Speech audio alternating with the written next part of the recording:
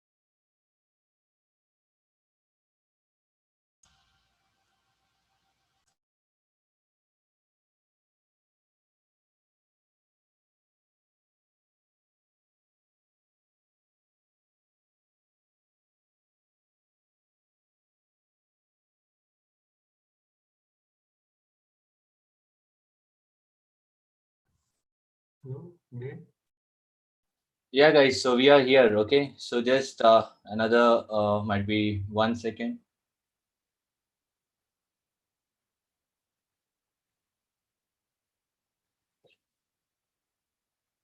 So guys, meanwhile, do you guys see my screen and I'm audible?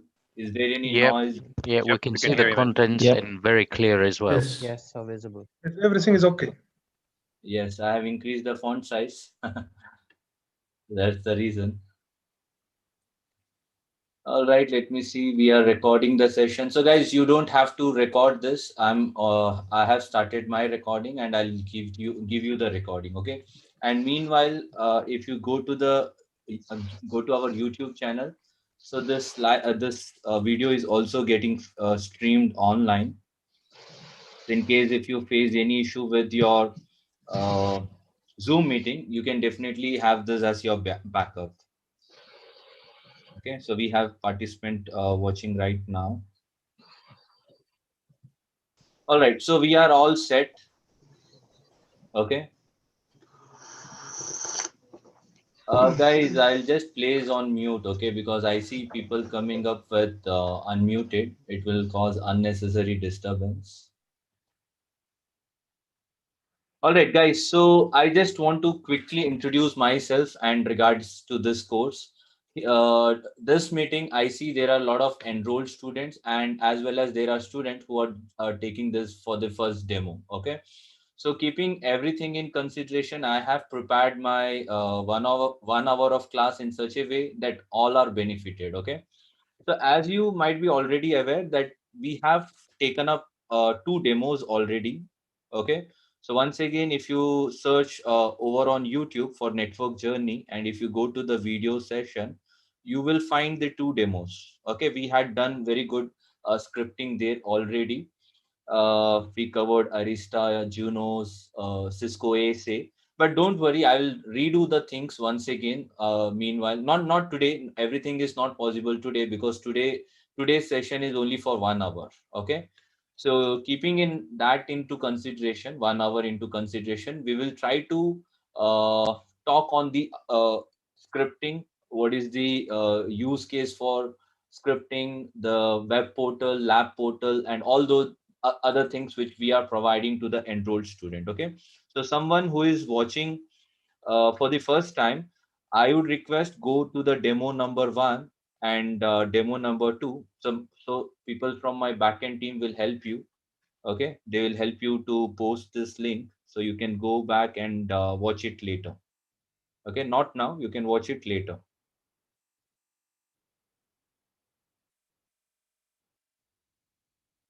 All right, so let's get started. Before I get started, I always introduce myself. So my name is Sagar Dhawan, and I am the instructor for this training. This training is gonna be Monday to Wednesday, and it's going to be 1 hour daily.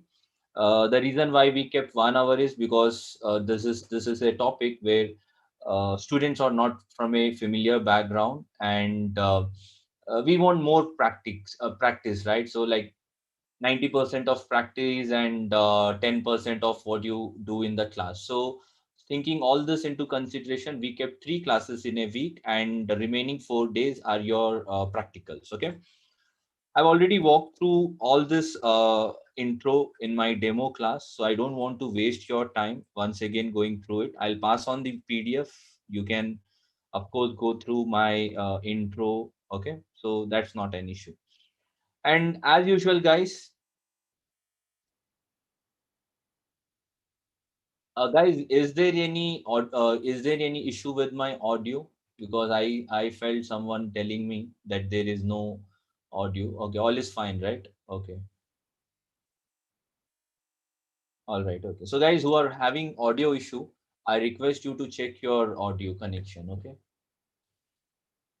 So guys, I am very familiar with the student who have enrolled us. Okay, and I felt that students are from the beginner background and they wanted the whole batch to get started from the scratch. Okay, the scratch in the sense when the student doesn't have a fair enough knowledge in automation or scripting, it's when they request for to start it from scratch. So we are gonna start this completely scratch. Okay, that is from consideration that student have no much Python knowledge, or he or she is not into scripting environment so far. Okay, we have students with 4 into CCI, we have 3 into CCI, we have students from CCNA background. So this course is good for everyone because all at the end are with zero scripting knowledge. Okay, so before I get started, I just want to take few time on explaining what is network automation, because that is one of our uh, topic from the agenda, right? So who should learn, and why someone must go and focus on network automation, the first topic which I have written here,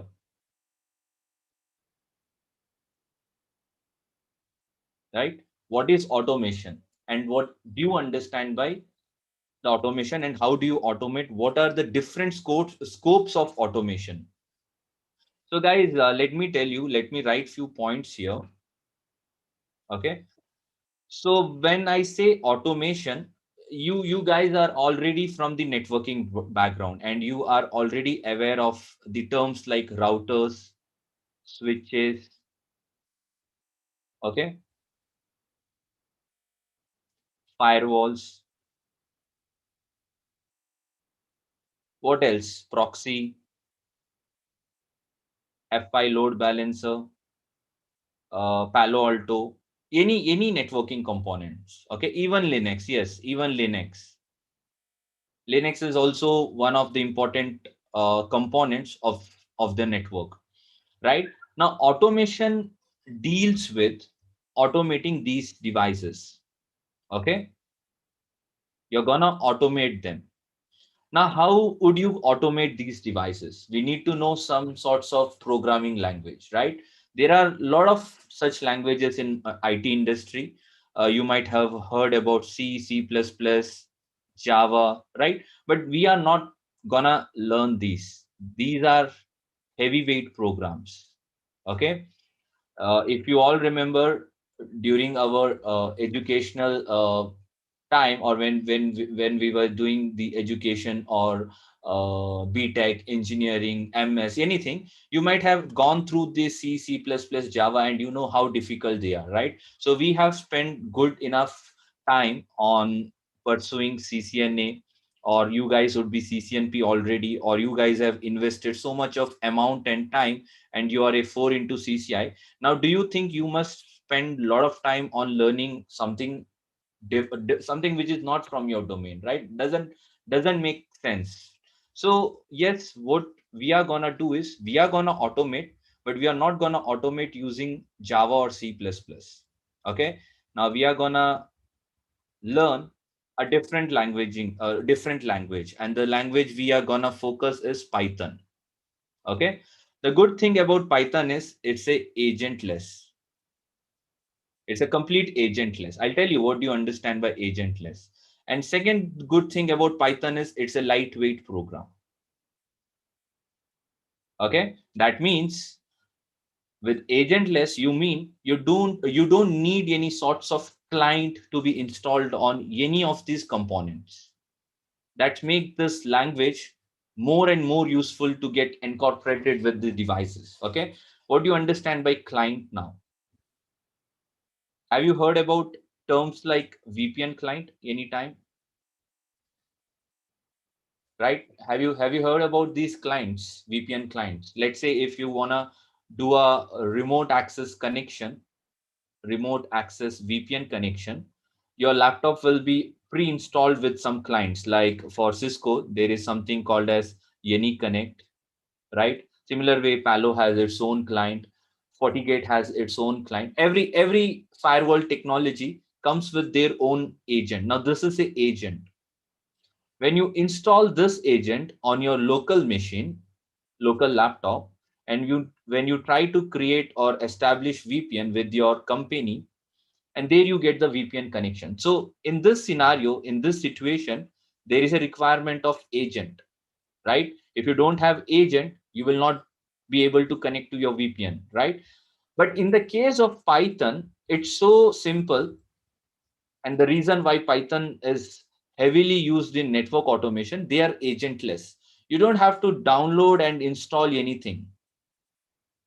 Okay, you don't need anything. In fact, you don't need to have any sorts of agent on the networking boxes. Like I told you, routers, switches, firewalls, proxy, Linux, F5, Palo, even Windows can be automated. Okay, when it comes to Windows and Linux, they are operating system. Even if you have something to install, it's not a big deal. But when you talk for a router, switches, you can imagine they are built on iOS, or some devices are built on XC, some are on XR, some could be on Nexus, the different vendors like Arista, Junos. Now when I say agentless, that means you don't have to download any client on this. Okay, that's the important thing about Python with network automation. Second thing, lightweight. If you have 10 lines, 10 lines of script, you can completely automate 100 of devices. If you remember, I had shown you my previous script where we automated ASA firewall, Junos, Arista, and multiple iOS device, and might be we just took 20 to 30 lines. Agree? And that two lines were all repetitive, right? We made use of repetitive lines to automate these multi-vendors, right? How much time did it take? It took us half an hour to 45 minutes to automate kind enough a good script where we fetched output of show IP in brief.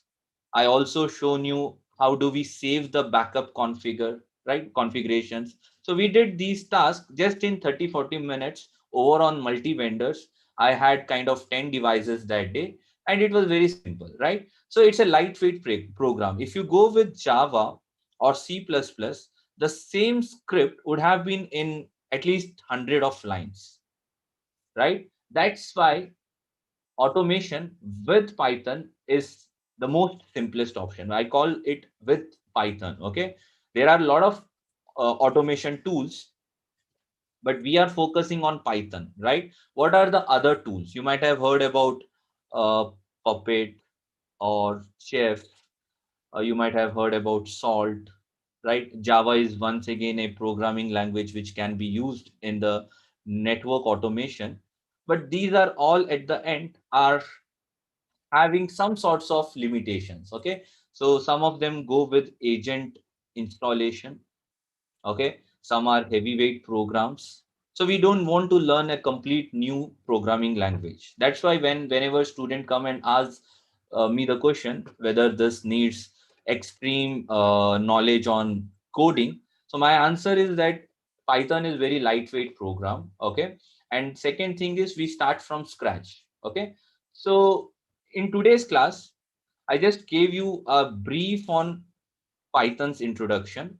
Okay, what is it? Now let me tell you regarding its version. So there was Python 2.x series and Python 3.x version. Okay, so this used to be one version and this used to be the second version in the market.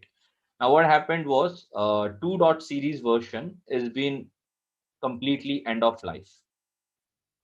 Now, end of life in the sense there will be no much development happening on this. If there are some security breaches or if there is some sorts of bug, you will not expect the developer doing any sorts of upgrade on this. So now we are only left with 3. Series. Okay, so this course is focused on 3. Series only, and there are a lot of differences.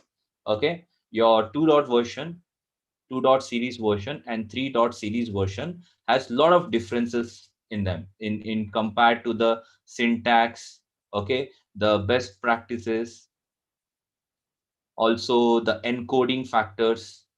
There are a lot of differences when it comes to 2 and 3. We are going to check that. Okay, what else about network automation in a simplest way? Now what do you think you can automate with the network automation? Okay, when I say I have a router, I have a switch, I got firewalls, I got a proxy, I got Palo firewall. Okay, I have my Juniper VXRX firewalls. Okay, or any sorts of devices, could be Linux or Windows. What do you think you are doing with this network automation?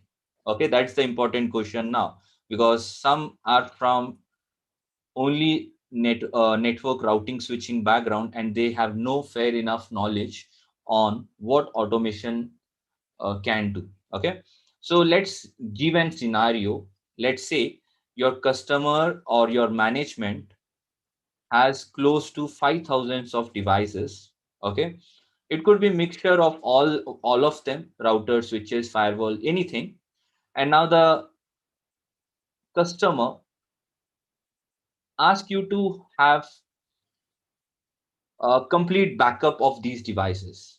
Okay, let's say he wants to have a periodic backup of all the 5,000 devices.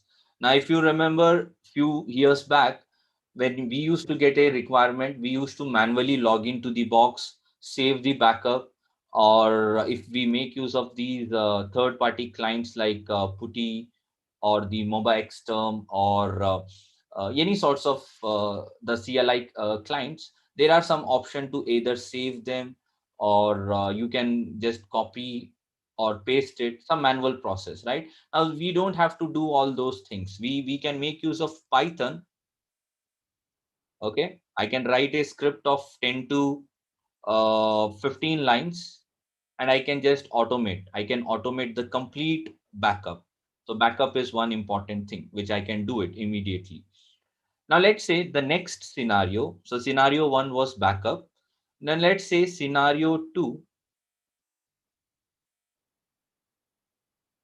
The scenario 2 is you're working on a running environment or you're running enterprise customer, and they have done some DNS server updates.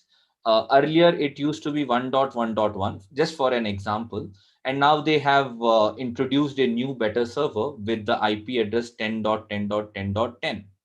And now they are asking you to change this DNS server on all of these devices. Once again, 5,000 of devices. Now, how do you think you would do this? Do you think you will create the change plan during your change window of 4 hours? You will go and start manually logging to each one of them, do the necessary change, right? Not required all those things. If you have a simple network automation script for like 10 to 15 scripts, you can automate the things. Now, this can be done in much better way. Let's say you have 5,000 of devices, but let's assume 100 of the devices have the latest IP. Okay, 100 of the devices are having already the latest IP, but some of them are still pointing on the older IPs. Now you need a script which can first check what is the IP, and then it performs the pending configuration. So let's say first is gonna check if 10.10.10.10 is already present, the script will come out and it will print that the DNS server is already present, so there is no need of configuration. Now, what if it was not present, if not exist? Now, what do you expect? That your script should perform the change. It must perform the change by deleting this line and then adding up the new server, right? So what can I say? I can say that you're doing your day-to-day config changes. Doable. Agree? We can do a configuration push easily. Now, what are the other enterprise scenarios that we usually see? Okay, so let me erase this part. What are the other enterprise scenarios, guys? I told backup, I told configuration. Let's talk about something for router upgrade. Very important. When you get a change request for a router upgrade, you might be aware how many steps the engineers would have already applied, okay, and how many steps you're gonna perform during your during the change window, right? So let's assume the engineer who has prepared on the change window, so he has already copied the iOS. Okay, let's say he has downloaded first on his local machine and then he copied this to the flash memory of the router. Agree? And then he is gonna create the change request, because you cannot copy during the change window, because your change window is only 3 hours. In that 3 hours, you cannot copy. You cannot spend the time on copying the files, right? So he has done already something here. Let's say this was done in a manual way, and then he creates a CR. So let's say this is some management process, not something related to the networking. What else do you do during the change window? Let's say, okay, so you walk to your office on Saturday, Sunday. You are being assigned with the change window, and you start doing some pre-checks. Very important, pre-checks. Now these pre-checks consist of 10 different CLI commands. It could be show IP int brief, show run, show clock, show version, show IP protocol summary, right? It could be any 10 commands which you are gonna capture it as a pre-checks. Okay. Once you're done with this, you will of course go and check whether the boot variables are being set accordingly. You're gonna then click on the reboot. If boot variable is set accordingly, then you're gonna reboot. And once the device is up, you're gonna do the post check now. Okay. And once the pre-check and post check is available, you're gonna do some diff check to make sure that the upgrade has not created any sorts of glitch, because you might know when you upgrade something, there is possibility that some interface now are in a down status, or your complete box is into the Roman state, or you might have lost some configuration and your protocols are not converging, right? You cannot go and check each and every parameters on a bulk devices. Let's say you are being assigned at least 100 of devices for upgradation. You cannot do all of them just in 3 hours. So you need a total automation package here. Okay, you need a script, Python script, which can help you to automate all these stuffs, or at least few of the stuffs. Let's say pre-check can be automated, setting up boot variable can be automated, you can automate the reboot command, you can also automate the post check, you can also automate the copying of the files. Okay, so we will discuss this during the class. I will show you the script where we can use for copying on iOS to the router flash. We will also see how do we capture pre-checks, boot variable, reboot, and post check. So what does it all suggest us? So with a network automation, I can also upgrade my devices. Okay, upgradation. What else do you think? Automation.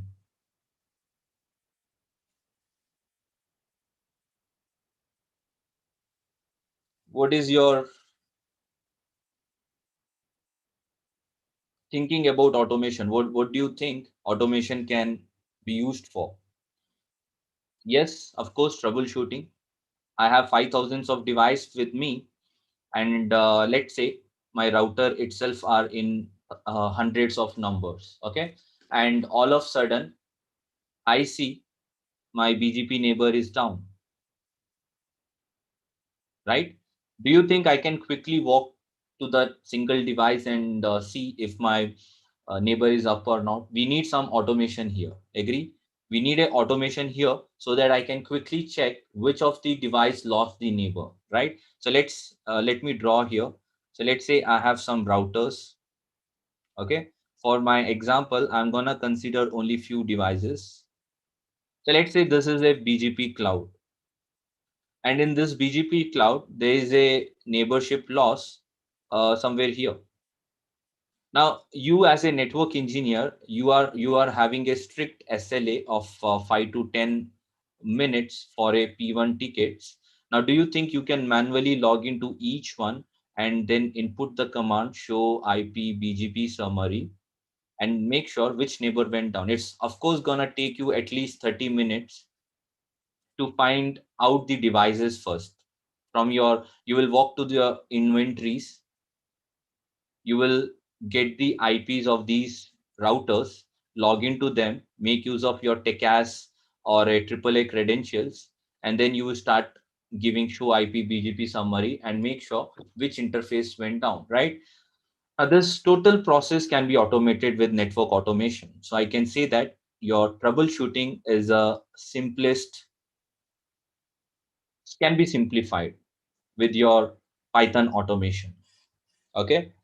What other scenarios, guys? Yes, you can configure your dynamic routing, not an issue. You can configure your dynamic routings like uh, IGP, EGP protocols. Okay. So you have EIGRP, you got OSPF, you got BGP. Yes, you can all automate them. So let me say you can do some scratch configuration. Agree? What else do you think? Of course, we can pull the bandwidth utilization, no doubt. We can pull any counters. Let's say I get a ticket from some application team and they tell me that their application is having slowness. What is the primary reason for a slowness, guys? What do you think? Some of the primary reasons for application to be slow. Basically, what do you think? Okay, so congestion. Why do you think congestion happens? bandwidth. Okay, so tail drops. What else? Errors, latency. Okay, packet loss, right? So if I say most of your reasons are from the physical layers, physical one layer or layer one physical layer, like cable issues or the switch port SFP module is corrupt or the buffer size is more, utilization, bandwidth utilization is high, the CRC error, input error, right? So more from the physical layers, right? Now, these type of troubleshooting, can be completely automated. Okay, you can develop a script, you can input all the required commands, you can write one single script with all the necessary commands, and you can run this on all your 20 switches, access layer switches. Okay, and you can pull the reports, and then you can go and check which is having the most error or which is having the highest CRC error, or where is the drop you have. Instead of going and doing it manually one after one, you can automate the whole process. Okay, so slowness issue, right? So these are few things which of course we can check from the enterprise side. But if you remember, automation is not just about automating enterprise. Okay, so how many of you know about the software defined networking concepts? Software defined networking, SDN. Okay, so SDN is basically divided in three flavors. For data center, you have for branch campus, and then you have it for uh, the WAN. Okay, and what are the SDN technologies that we use? For ACI, we make use of, for data center, we make use of ACI. For branch and campus, we make use of SDA, software defined access. And for WAN, we make use of SD-WAN. Okay. Now these are having its own controller.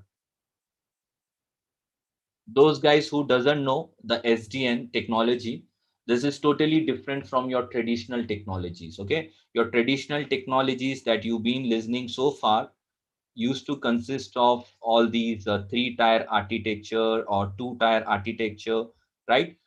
Now, what we talk is from the software defined networking point of view. Okay, the main concept of software defined is abstracting the layers. Okay, over here, you might have heard each device will have their three different working planes, like management plane, the control plane, and the data plane, right? So, what this technology does is they will abstract management and the control plane, and the routers are left with only data plane. Okay, so this is a new technology that we are using these days, and these technologies work over on API, application programming interface. Now there is a requirement of API automation also. So a lot of things in automation that I can tell you. Nowadays there's a time of automation, so you have to start your path from somewhere, right? Automation, you cannot directly go and start doing writing script, so you have to get started from some node, right? So this is the course which is gonna give you a boost in your career. Okay, so as I was talking about the controllers, so ACI make use of epic controller, SDA make use of the DNA center. Okay, SD-WAN make use of vManage. All good. We can have a good dashboard of each one of them. We can see everything now. Everything in the sense we can see the number of clients. We can see the bandwidth utilization going on. We can see how many site we have in each one of them. Okay, I can call them as single pane of management. So one dashboard which lets you have access to every aspect. Okay, so from WAN side, you can make use of, or you can see all the circuits, all the utilization happening in the WAN circuits, You can see how many V edges are present or being authenticated. Similar way, each controller has its own single pane of management. Okay, now why I have talking about this is, so from your Python point of view, let's say I have a Python. Okay, now I can make use of Python to integrate on these controllers, and I can automate the stuff. What automation do you think now? We already are provided with the management. We are good with our management controllers. We can see everything. But what if during your day one, when you just started deploying them, there could be hundred of routers that you have to onboard on your vManage, right? Now you can all automate them with the use of Python. You might have heard in the case of SD-WAN, there is a process of ZTP and PNP. Now, this can also be automated with the help of API automation. You can fetch the complete inventories. You can collect this inventory in an Excel format, and you can push it to the management team. So automation is high time now. Okay, it doesn't mean that automation deals automating or doing a switch backup or router upgradation or doing some sorts of configuration. Python is now everywhere, in a access layer, distribution layer, in a core layer. Everywhere you can see this uh, Python in used. Okay.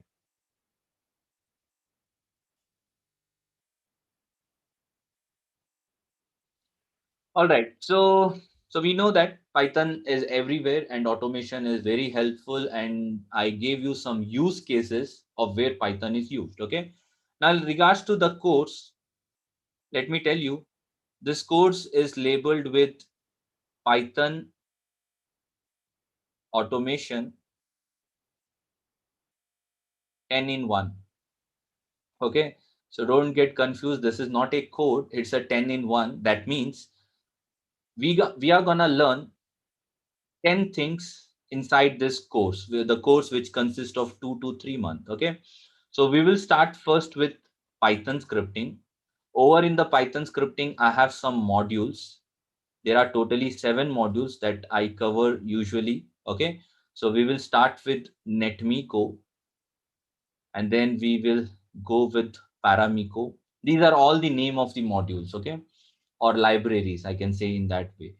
We have napalm, pyntc, okay, nornir.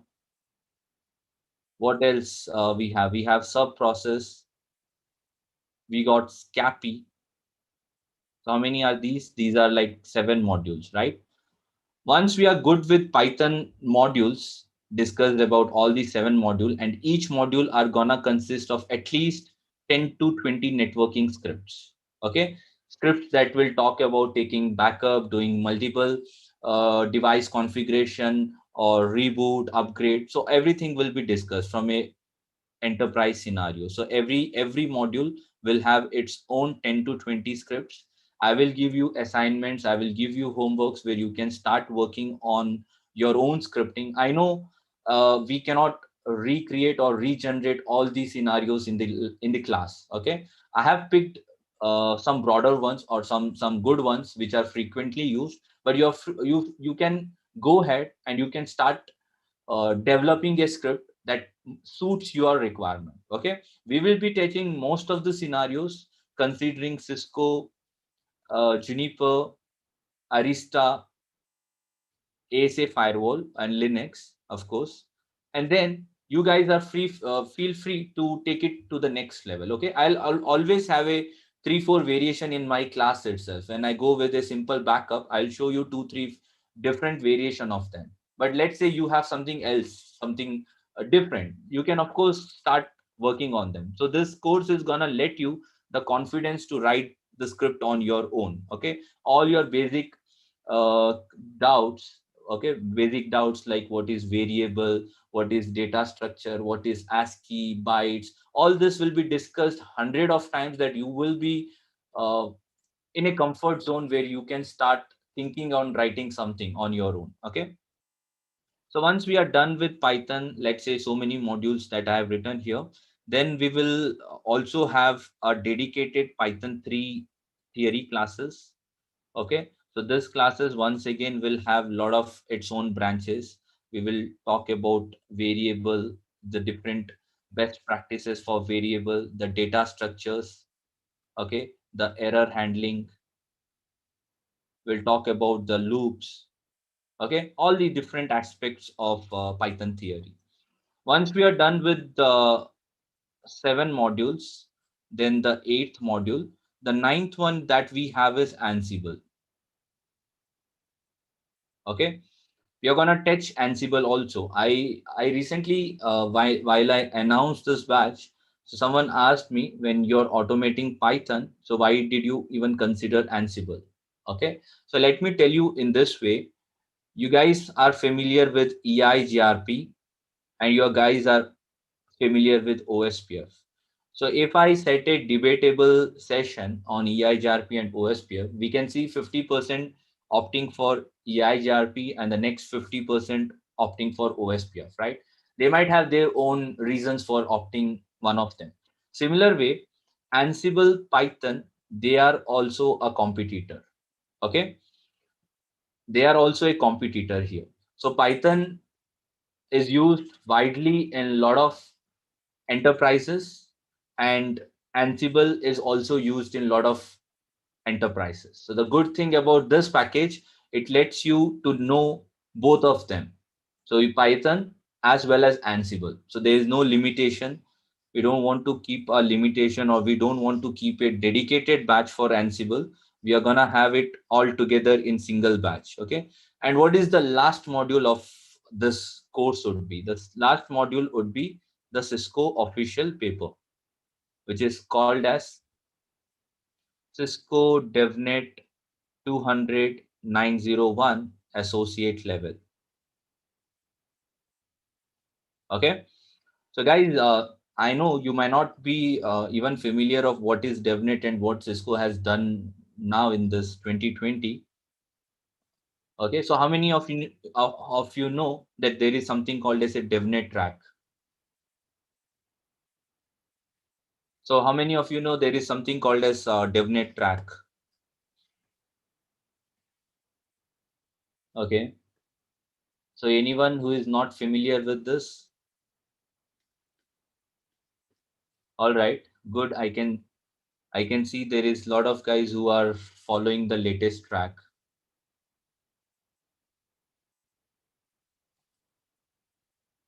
Okay, so guys, quickly let me just brief you on the DevNet certification. Okay, so let me make a 2 columns.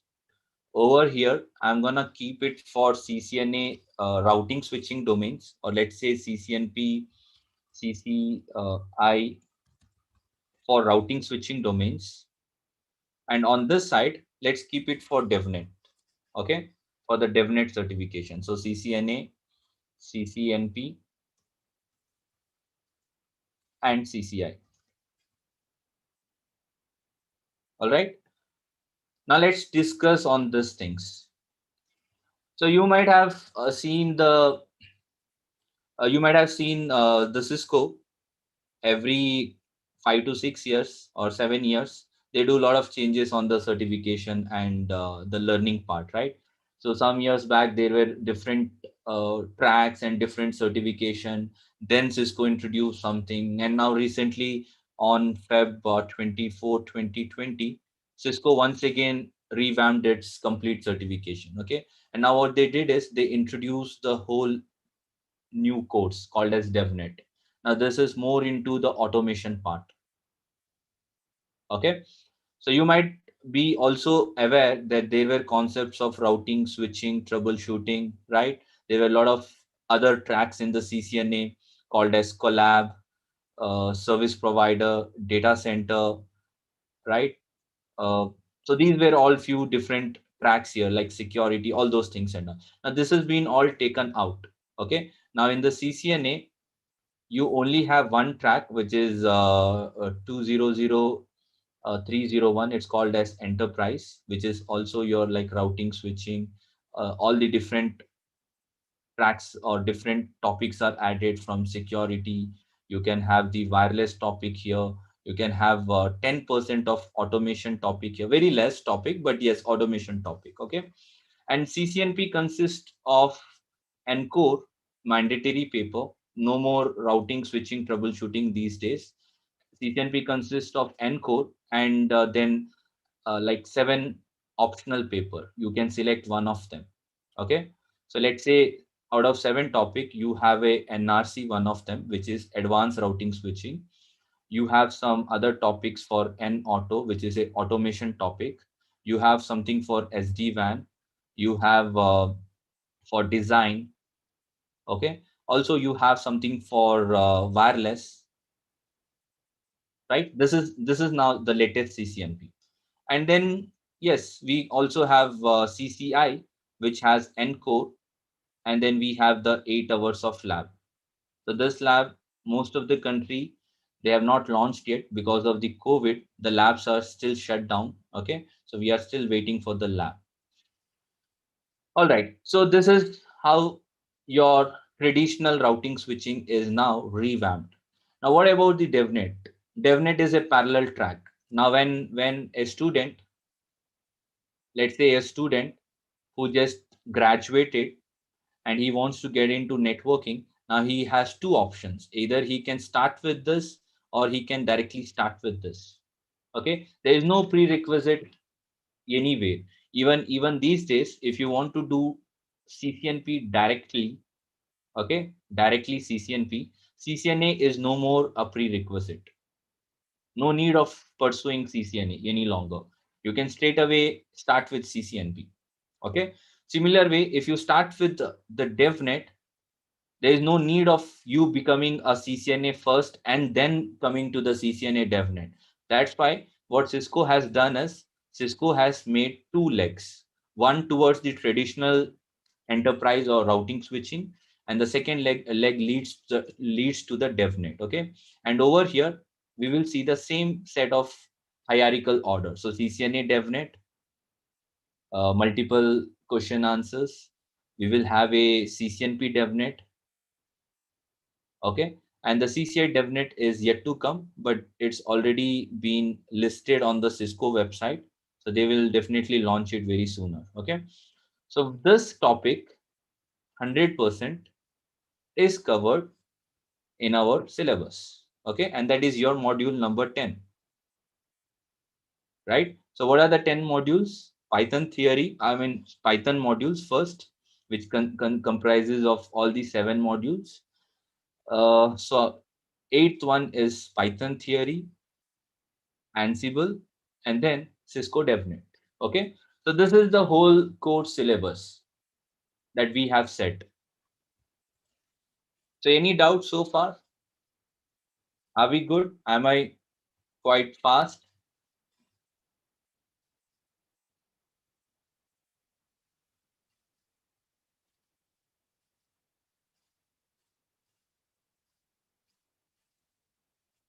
Okay.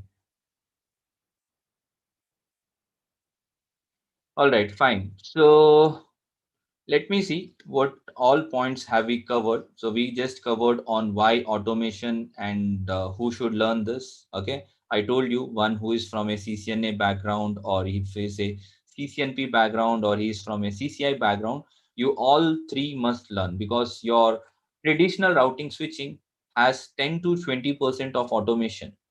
Okay. And if you totally want into your DevNet, then 100% of the topics are from the automation. Agree? So that's why you need to learn this.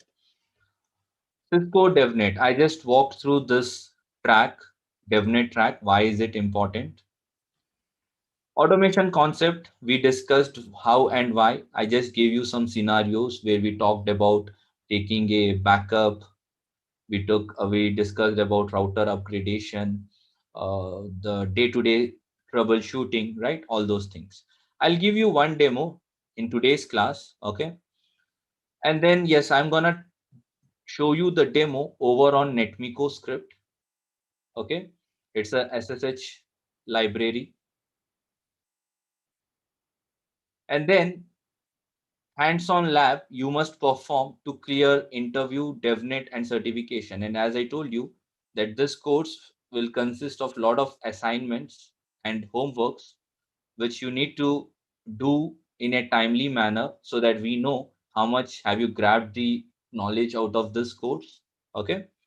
And yes, finally at the end we will keep a quick Q&A to know the understanding, and we set some platform and we set some sorts of understanding, and then we can get started with the classes. Okay.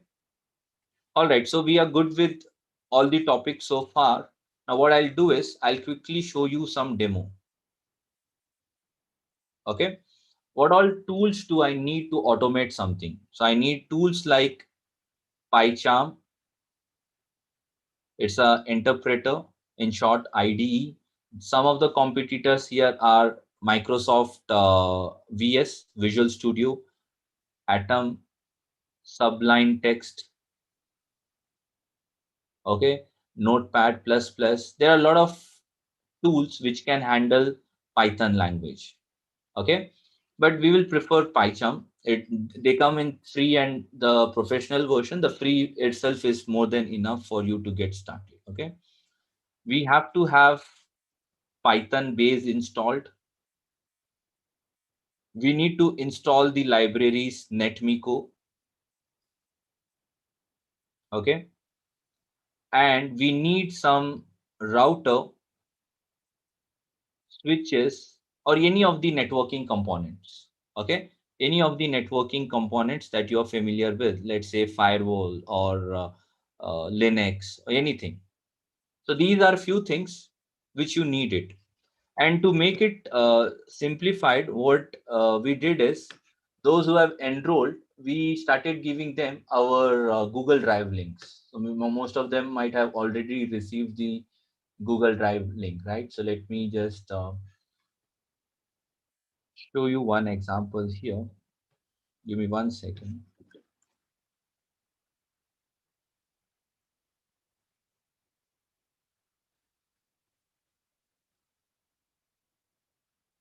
So you guys might have received email from me, right? Regards to some G drive, some web portal, all those things. So if you just go to that G drive, there is a file called as README instruction. Okay. And if you open up that README instruction, you're gonna get the G drive link. This G drive link has all the required files. Okay, guys, those who have not received, that's because you might have not enrolled. So we have pushed it to the enrolled student. So if you want to enroll, then just follow with this class. I'm gonna tell you how is the enrollment process done. Okay, so wait for some more time here. So give me 1 second. Let me pull my G drive directly. Okay, so this is my G drive link. It is easier for me to show directly on the G drive link.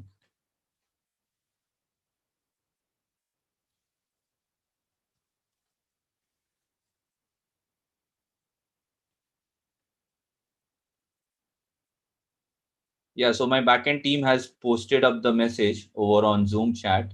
How do you engage us?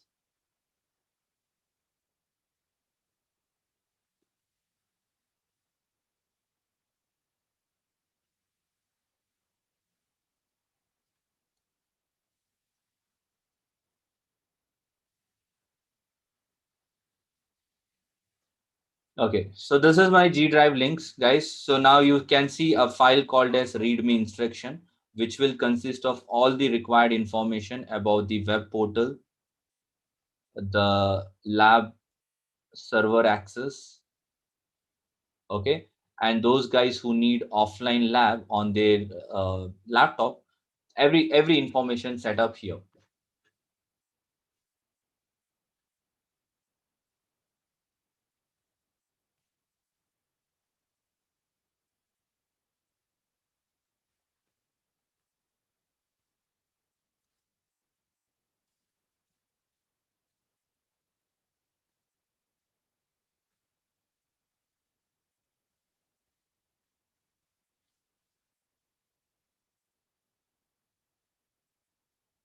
Give me 1 second, guys.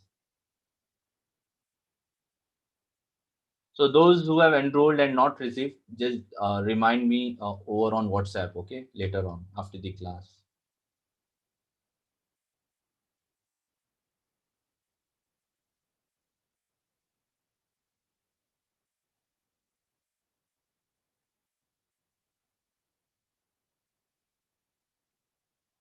All right, okay, fine.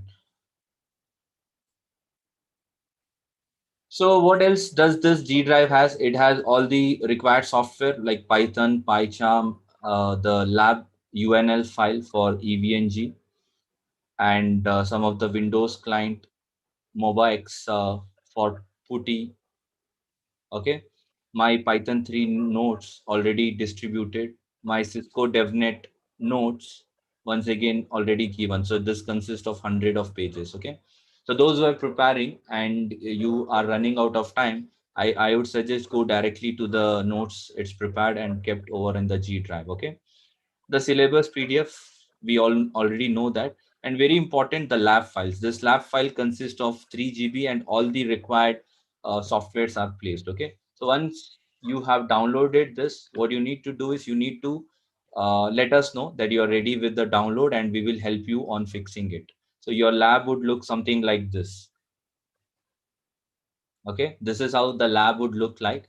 As I told you, one of the important thing for your practice is router switches or any networking components, right? So once you have all the G drive things set up, you will see yourself having the lab with some routers, switches, ASA firewalls, the Juniper. Okay, so all the multi vendors are here. Even Linux has been added up. Okay. All right. Now, what are the other softwares that we need? We need some interpreter. I have a PyCharm interpreter. Okay. So guys, if you want to take any other interpreter, it's all up to you. Okay. There is no limitation. Feel free to use anyone. Okay. I have also used Notepad plus plus and Sublime as well. Okay. So there is no restriction. Whichever you want, you can go ahead and you can start using the interpreter. Okay. What else was I mentioning here? How about Python? Once again, it's put up over on our G drive. Okay, it's over here. But you can get this directly from the Python website. It's free to download. Okay, if you go to the Python website, there's an option to download. And as per your laptop operating system, if you're running on the Macintosh or Windows or Linux, go ahead and download it. Okay, if you just don't want all those things, then what we have is we are providing you the G drive link and you can go ahead and you can download and install it. It's a 100 to 200 MB file size. Okay, all right, so we know what is ID now, we know what is Python, we know what is Netmiko. Okay, I'm gonna tell you where I'm gonna install this plugin. Okay, so this plugin will be installed inside the ID.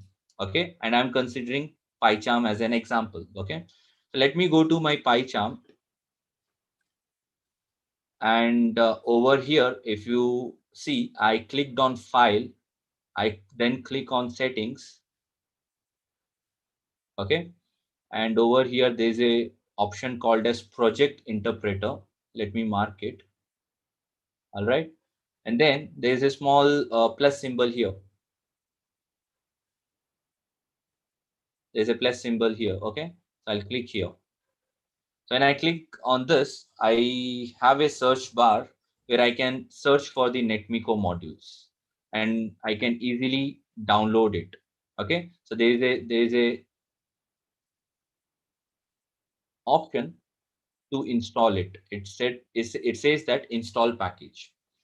You need to select and then you need to click on install package. All right. Now what does now happen? I mean, why do we do all these things?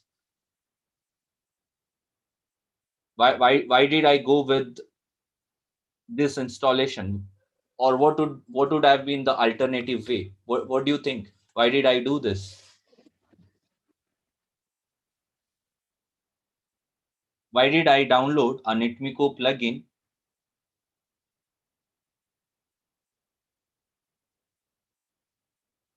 Netmiko is not just SSH, it's a complete package.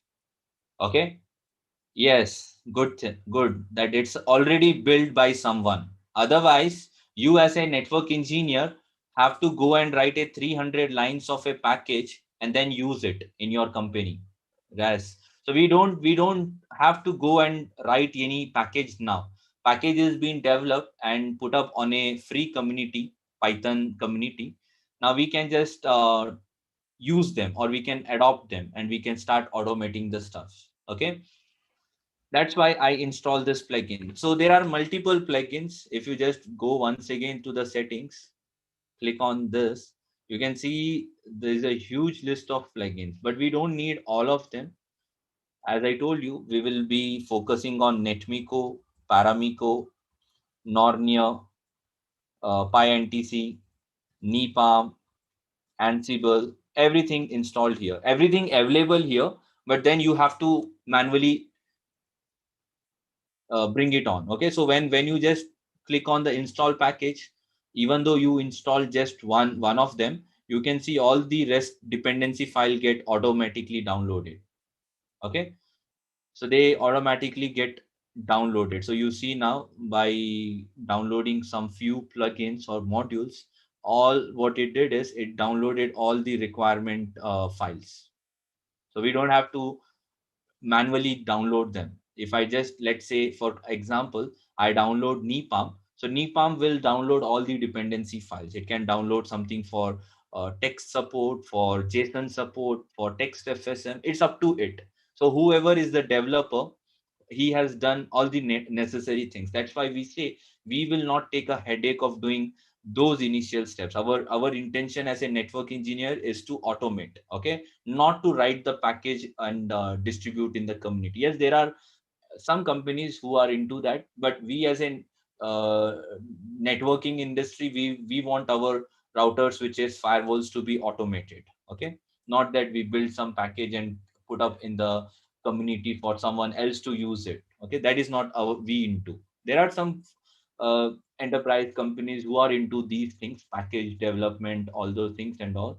They can put their own ads, or they can give the packages in a subscription model, all those things. Okay, but whatever we are gonna cover in the course is free to use and very much widely used in most of the enterprises. Okay, that's why I started up with Netmiko, because it's one of the module which can support like more than 50 multi-vendor devices. Okay, so it's a good module to get started from. Okay, so what we have ID, we have Python, we have Netmiko, and we have the real devices with me right now. Okay, yes, I have installed already with me. It's all simple exe files. You just have to double click, choose the path, and install it. So this is my PyCharm. This is my EVNG. My Python is already installed in the backend. So you can see the Python is already installed. We can also see it here.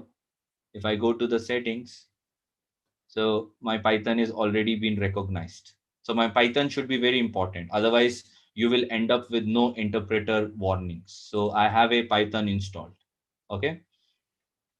So if you want me to spend another 1 minute on installation, so I'll just give you steps here. So your step number 1 should be download Python and install it. Okay.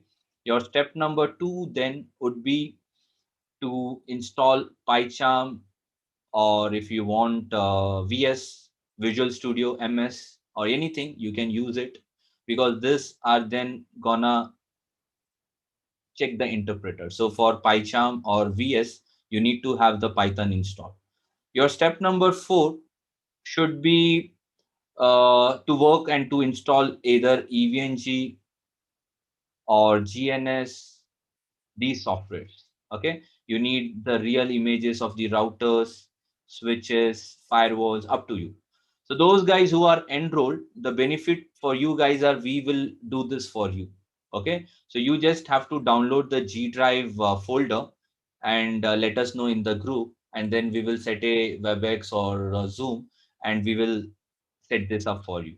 Okay, so you guys don't worry. Those who have not enrolled and they are just here for demo classes, you guys, if you want to practice something on your own, you have to manually get it done for now. Okay, once you enroll, then we will take care. We will do all. We will provide all sorts of lab support and all.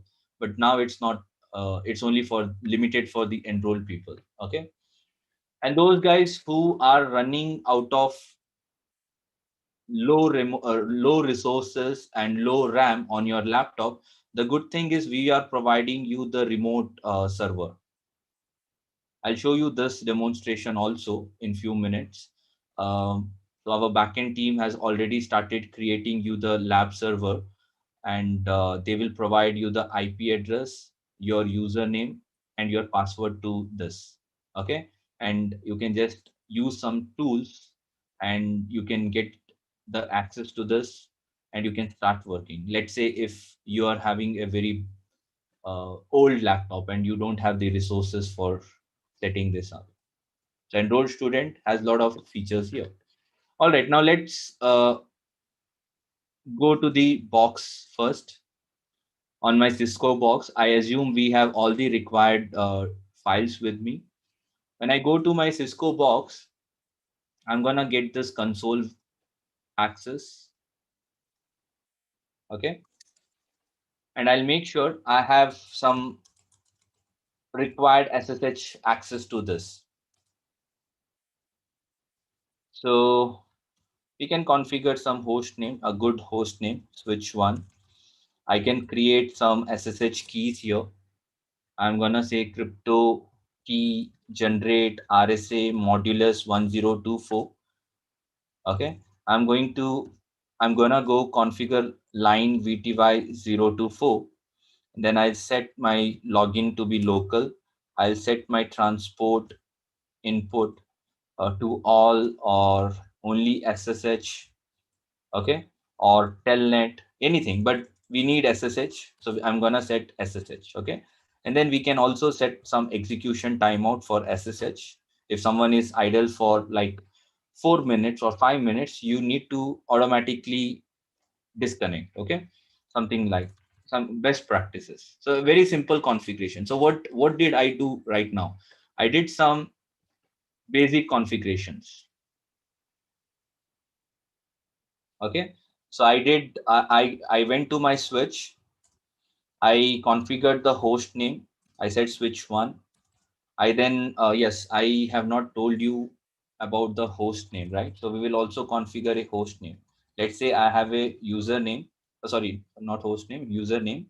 I'll set a privilege of 15, password of Cisco. Okay, so these are few things which I've done as a prerequisite. So I have my host name.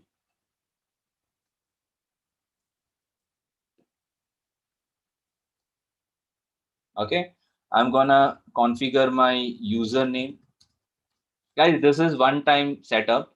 Once we have the setup, we are gonna write it, and later on in the day number 2, we will not redo these things. Okay, so this is one time setup only, so it's very important. So you have to do this manually. We will set password. Okay, what else? We will go to the interface. It could be a physical interface, or you can directly give it on the interface VLAN 1, either up to you, depends on what configuration you have. In my case, I have a different OOB out of band link on 0/0. So I have set IP address here. Okay, I am gonna give IP address DHCP, no shutdown. Okay, then I'll move towards the line VTY configuration, line VTY 024. I'm gonna say login local. Otherwise, if I don't set this, then this will not be getting considered. You can try yourself.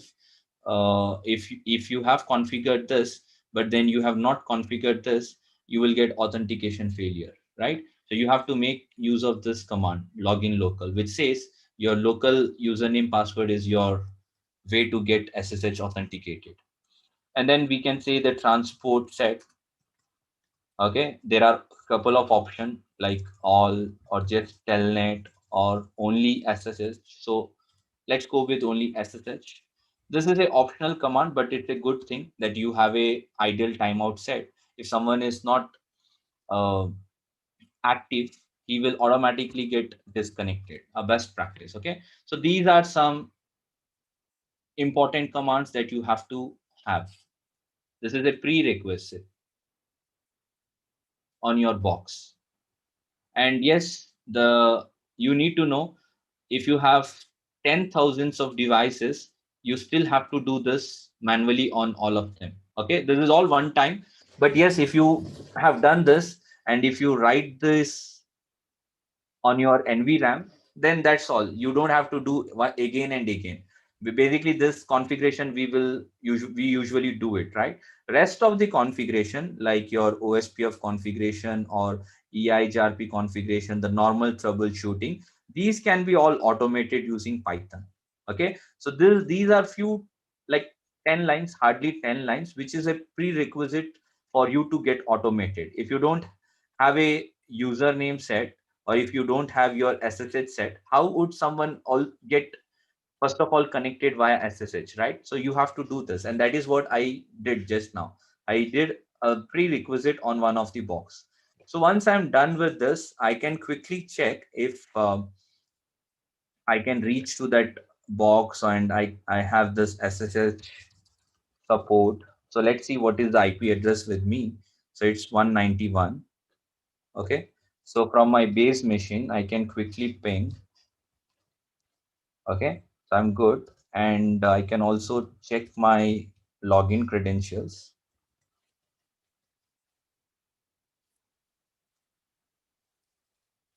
Okay, so I have access, reachability access I have. Why did I do this? Is it important?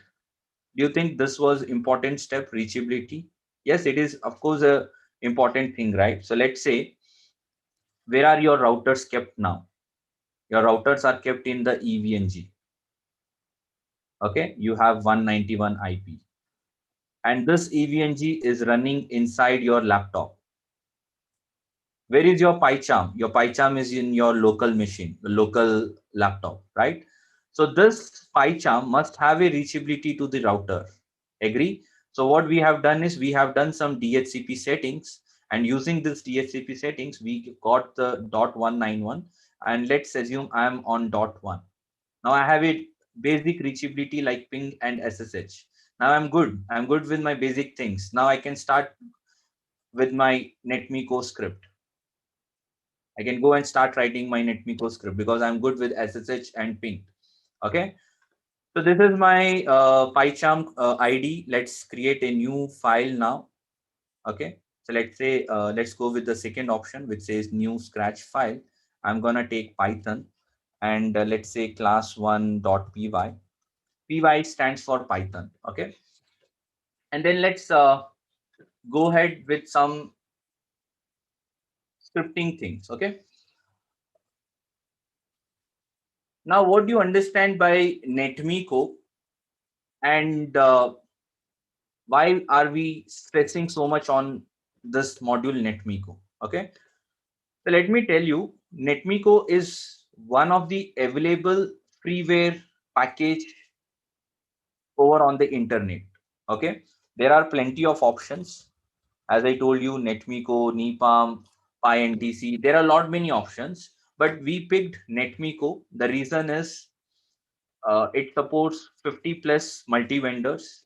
Okay, and it's a SSH agentless client or module. That means you don't need any sorts of installation to be done inside these boxes. Okay, your customer will not let you to install any clients here. So it's a agentless SSH protocol. Okay, and if you see my screen, this is the source file. The source file in the sense the complete package. If I just come out of this path, okay, so this is a developer, Kirk Bear.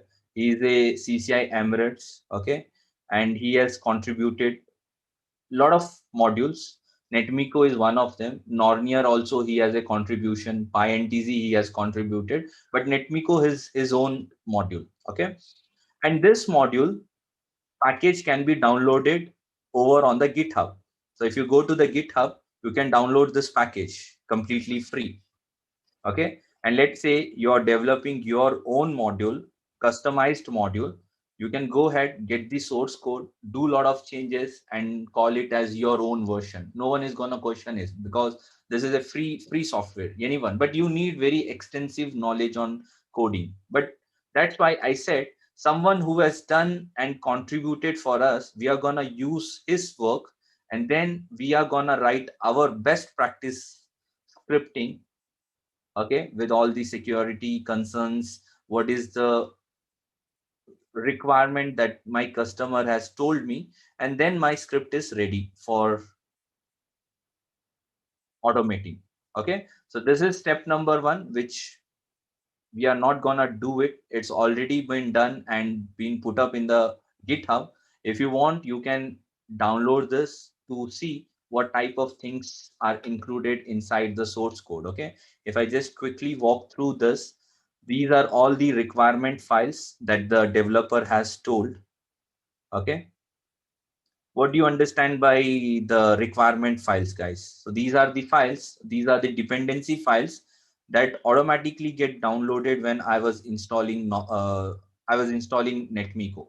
I told you when I go to installation of Netmiko, it along with Netmiko is gonna download all the dependency files, right? So how does it know that what are the dependency files? That is because on his source file, he has defined what are the requirements for Netmiko to run. Okay, that is why he has put up under requirement files. So these files are very important in the libraries because they are gonna talk about the dependencies that the main module is gonna have. So you can see what are the different things get automatically downloaded when you just download Netmiko. Okay, he talked about the different license, the different readme, the vendor support, okay, the some setup configuration, setup py, these are the documentation. Okay, he is also talking about the platforms that supported by Netmiko. If you just quickly see there, you can see there are a bunch of platforms that support it. Okay, you need to click on this button where it says click platforms. So if you click here, you can see all the different vendors. Most of the vendors are here, but now you might be surprised. I'm gonna show you for each multi-vendor he has put some block of code. So you see there inside inside the folder Netmiko, he has created a package for each vendor. If I open up Cisco, he has put another single individual file for each one of them. Like let's say for ASA firewall, for FTD, for iOS, for Nexus, lot of things. Okay. If you just open them, so it talks about some block of code. These are functions. We call this as a function. These are different functions used for different sorts of things. Okay, so this is for iOS, this is for Nexus, and so on. So these are the main templates. We are not gonna create them. Otherwise, we would have spent a lot of time on creating the vendor specific template. So it's all good to these packages that everything is ready made and we just download it with the help of PyCharm. Okay, one single click, it all downloaded, and I'm happy to start with my work now. In the back end, we know what are the things this package consists of. So these are few things in the source file. Okay, Now what I do is I have to call this library, and then I have to define which vendor I'm actually writing my script for. Because when I say I'm writing my when I'm dealing with a Cisco box, there are multiple versions here. It could be SSH, it could be Nexus, iOS, could be any functions, right? So we have a way in our PyCharm which lets on which vendor we are calling and which specific uh,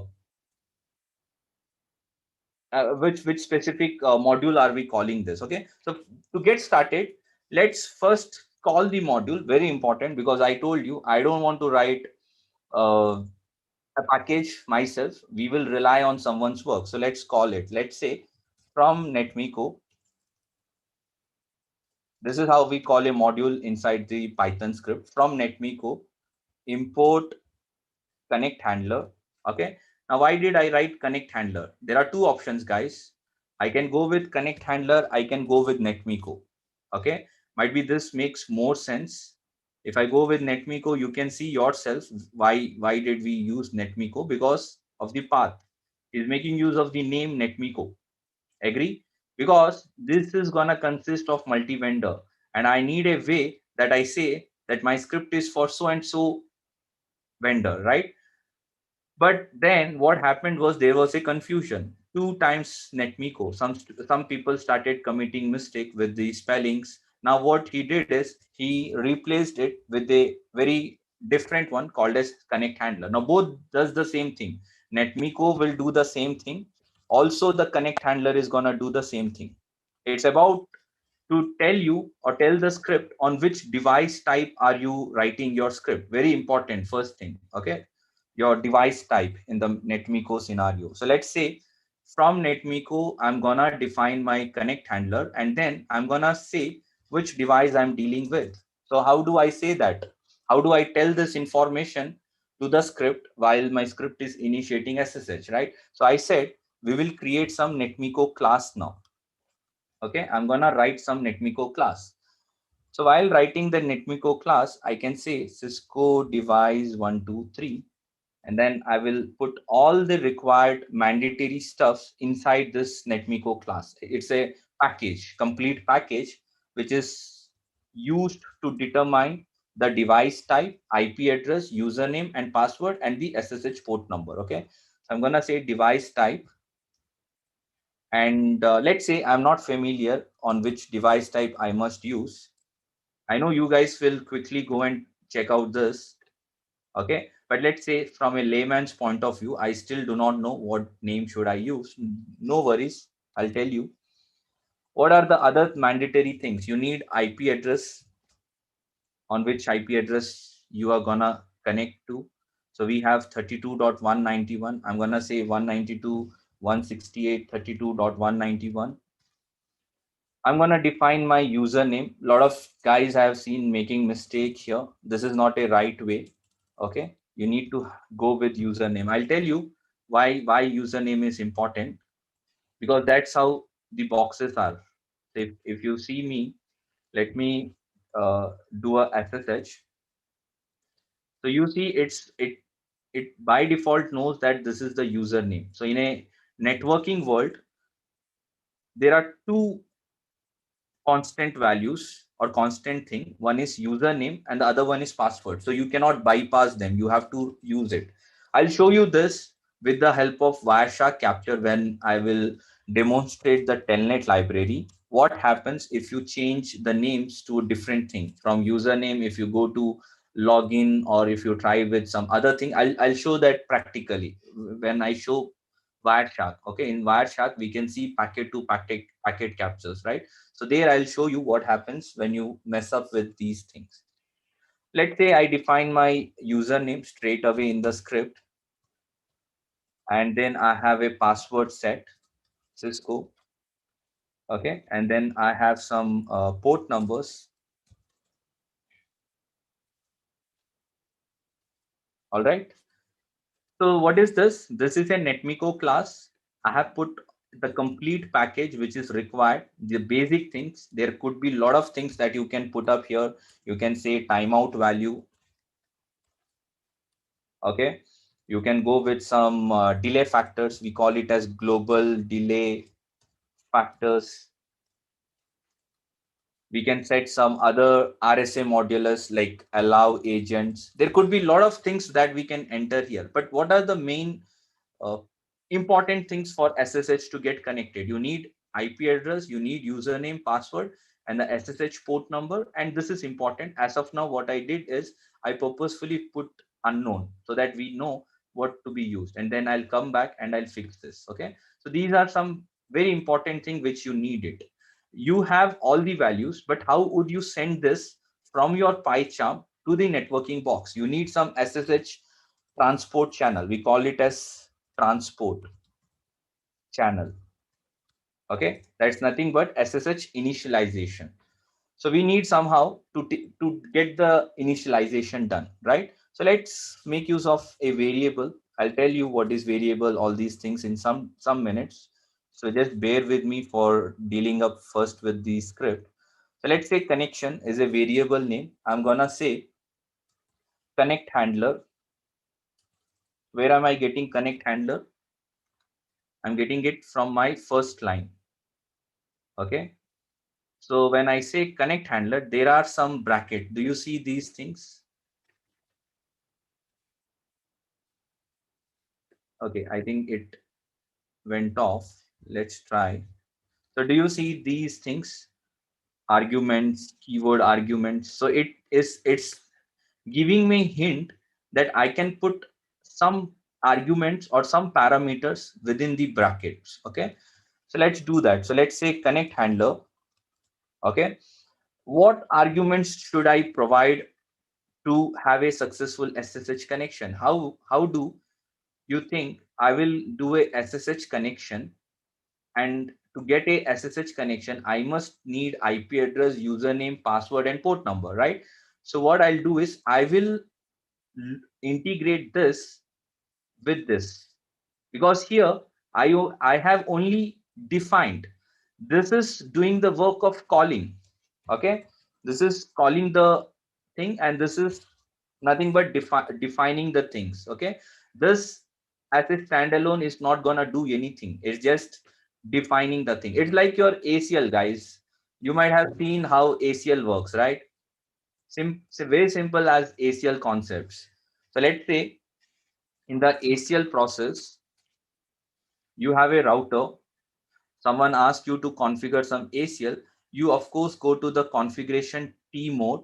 You will define your ACL. You will say it's whether it's a standard or extended. You will define what is the source IP, destination IP, right? If it is a extended, you can also define the port number and a lot of things, permit, allow, deny, whatever. And then you move to the interface. Let's say interface F0/0, and then you will call it that you're calling access group. Let's say this is 10. So you call this. So 2 lines. Similar way, in the case of writing scripting, this is just a definition. This is just you're defining the things. You can put lot many details here. And over here, you have to call it. So what I do is I'll make use of the same name and I'll call this. Now this is a total SSH connection. Okay. Now what I expect at this moment is my SSH console is open. Okay. I can quickly check this to make sure I am not facing any errors. Okay, I will face some error because I have not defined this. Okay. Now if you see here, when I say unknown, I got all the list of supporting devices. Okay. So I know my device is Cisco iOS. I'll go and copy this and place it here. Okay. And now let's rerun.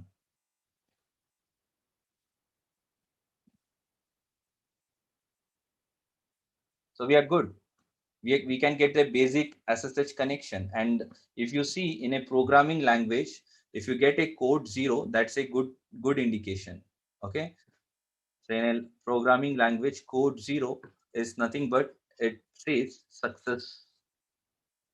Yes, good result or success.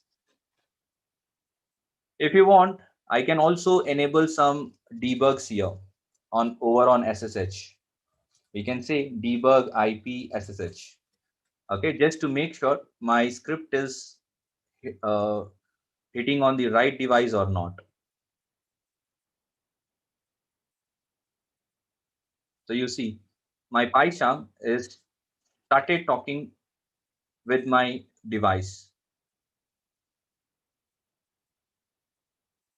Okay, so you can see my PyCharm is talking to the box. It's talking first with respective to the RSH modulus negotiation, and then we can see the channels. These are the channels, transport channels. Okay, so we have not sent so far anything. It's just a buffer that's happening here. If I take you to the first packet,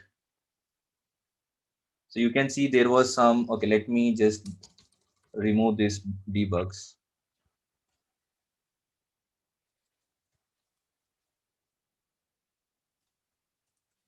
Okay, so what I need to do is, yeah, so now it is off because of my 5 minutes of idle timeout. So that's very important. Otherwise, what happens is the scripts, once they take the SSH consoles, they will not get automatically disconnect. Either you have to define your disconnection here, okay, by this command, or if you don't define this, your script will have a successful SSH connection with your device. So it's better you put that execution command that I just showed you.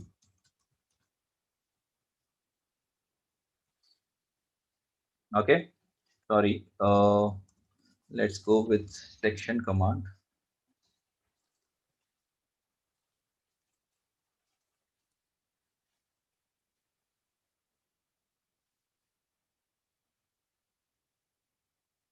Okay, so this is why I put here. Let's say if my script is not ready to disconnect, at least we have a fallback command here on the router or device itself. So if there is idle, then it will automatically disconnect. Okay, so let me just quickly take you to the debugs packets.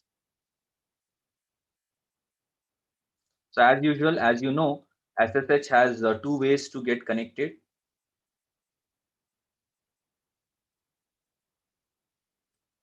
Okay, so these are the basic RSA modulus negotiation.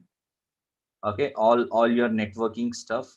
You can make use of your username password, or you can have a RSA key setup. Might be I'll show you this in some of the classes. Okay, so today what we did is we made use of this method to interact with our switch. So SSH on my PyCharm, with the help of the Netmiko module, I defined my Netmiko that I'm gonna make use of the Cisco iOS with the help of the function called as connect handler. I told you connect handler and Netmiko are same. Once again, don't be confused with the names. Netmiko, that is when I write all in lowercase, is the name of the package. When I say Netmiko, that is when with the first character in a uppercase. Now this is a function. It's a function in Netmiko. That's why it was leading to a lot of confusions with these namings. That's why the Netmiko function was totally renamed. This was renamed as a connect handler. Okay, both does the same thing. The both of the functions are doing the work to determine what device type are you making use of. This is very important in Netmiko. If you don't set device type, your script will not proceed further. Okay, so I will show you the configuration present inside connect handler. Might be tomorrow I'll show you, because today we are already delayed by like 15 minutes. So tomorrow I will show you what is the content of connect handler. It's a function which is inside the Netmiko script or inside the Netmiko package of the developer, the source I'm talking about. Okay, so there we have this function, and if you just open up or elaborate this function, you can see it's talking about the device type. Very important, device type. If you miss this, your script will not proceed. That's why we are making use of connect handler. Okay. And why connect handler only? I mean, don't you think that we can go with taking out these things? If I just make use of import Netmiko, it will still do the job, but then I have to define connect handler here. Okay, which I'll show you. There are two ways to call these functions. Okay, so what are the two ways to call something? So let's say, let me come back to this notepad. So the two ways here are either I can call the modules and then I have to use that function there and then. Okay, so let's say when I say connection 1 2 3, I have to make use of connect handler, then once again connect handler, and then I mention my class. Okay, the Netmiko class. So let's say this is code device. This is one method. So you see, instead of writing over on the tagline or headline one, you are writing over here inside the script. To just simplify the same thing, we can also write it in this way: import Netmiko, from Netmiko. Okay, now we call it as from Netmiko. What are you importing? So let's say we are importing connect handler because that's only the thing which I need.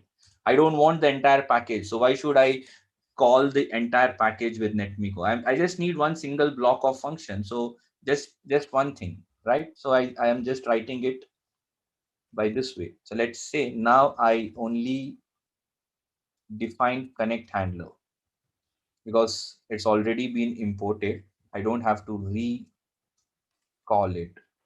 So these are the two ways of writing it.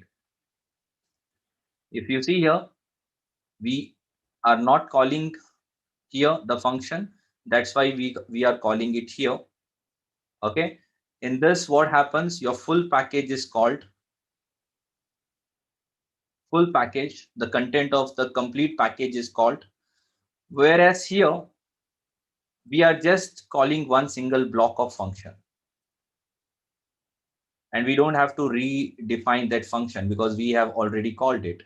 Now, if you think from overall point of view, let's say you have 5,000 of devices, you are writing your PyCharm and you are defining or you're calling the complete package, there could be some percentage of overhead created when you call the entire package.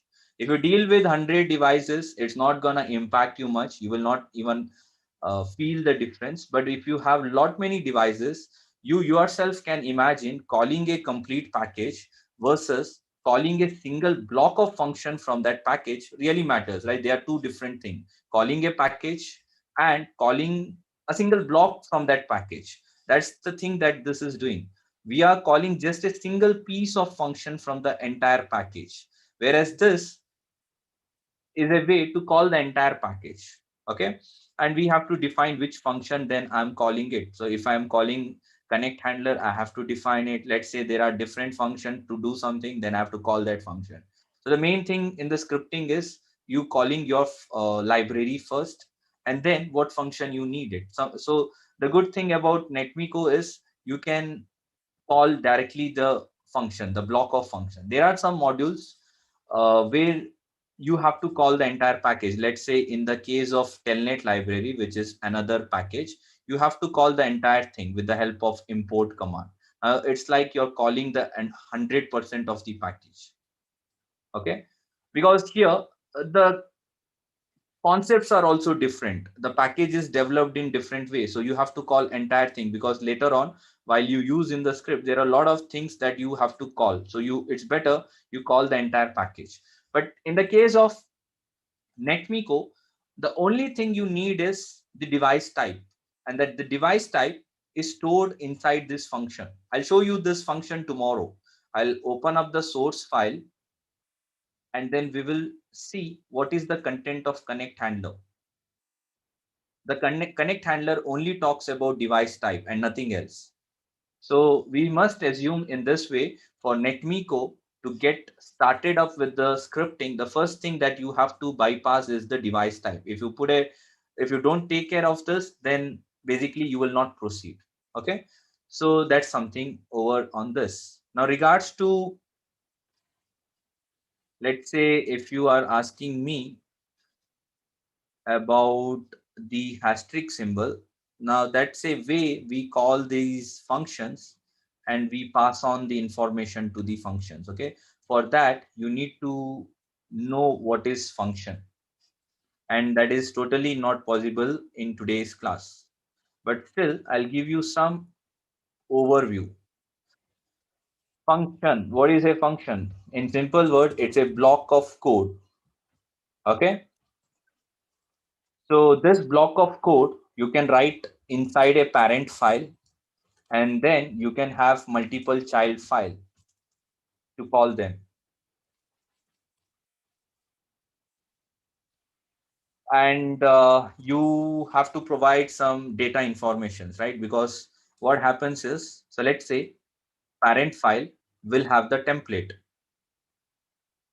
of the repetitive task, let's say taking up of a SSH connection or disconnection. These can be all referred to as one single function. This is one function. This is another function. Let's say I have another functions which where I have to define IP, port number, username, right? I can also have another block of repetitive task, like let's say sending a CLI command. So these can all called as a function. These are a block of function. I have to define each block now. We'll talk this in the class. These are also called as a refactoring method. If you are familiar with this, then this is called as refactoring method. Okay. Now what happens is these templates are fed inside the parent file, and the child profile could be anything. It could be for a Cisco iOS. It could be for a Junos. It could be for ASA firewall, and each one of them differ, right? Over ASA, you have a different command, show int IP brief. The same command in iOS, we have it as show IP int brief. Similar thing in Junos, we call it as show interface ters. TERSC. Commands are different. So that's why I say different child profile you can create, iOS, Junos, and ASA. But the functions are same, like taking SSH connection, disconnection, providing the information, sending of the commands, right? Those are functions. Now we can call these functions within them. So now this is called as function. Okay, these are called as like a function. And to call this function, let's say these are defined function, and to call them, we have to make use of some way. And in my script, I'm making use of asterisk symbol. We'll learn this more. I'm just giving you from a overview. We make use of asterisk symbol, and within this, we provide the arguments. So arguments are nothing but the data that's been required for the functions to work. So this is all topic under the function, where we will see what is double asterisk, what is single asterisk. Why we go with asterisk is because if you see in this script, I have no fixed length known to me. I don't know how many information I'm gonna pass it. There are information like 1, 2, 3, 4, and 5. Okay. If I have 5, standard 5, I don't have to make use of double asterisk symbol. I can directly make use of IP, device type, username, password, port number.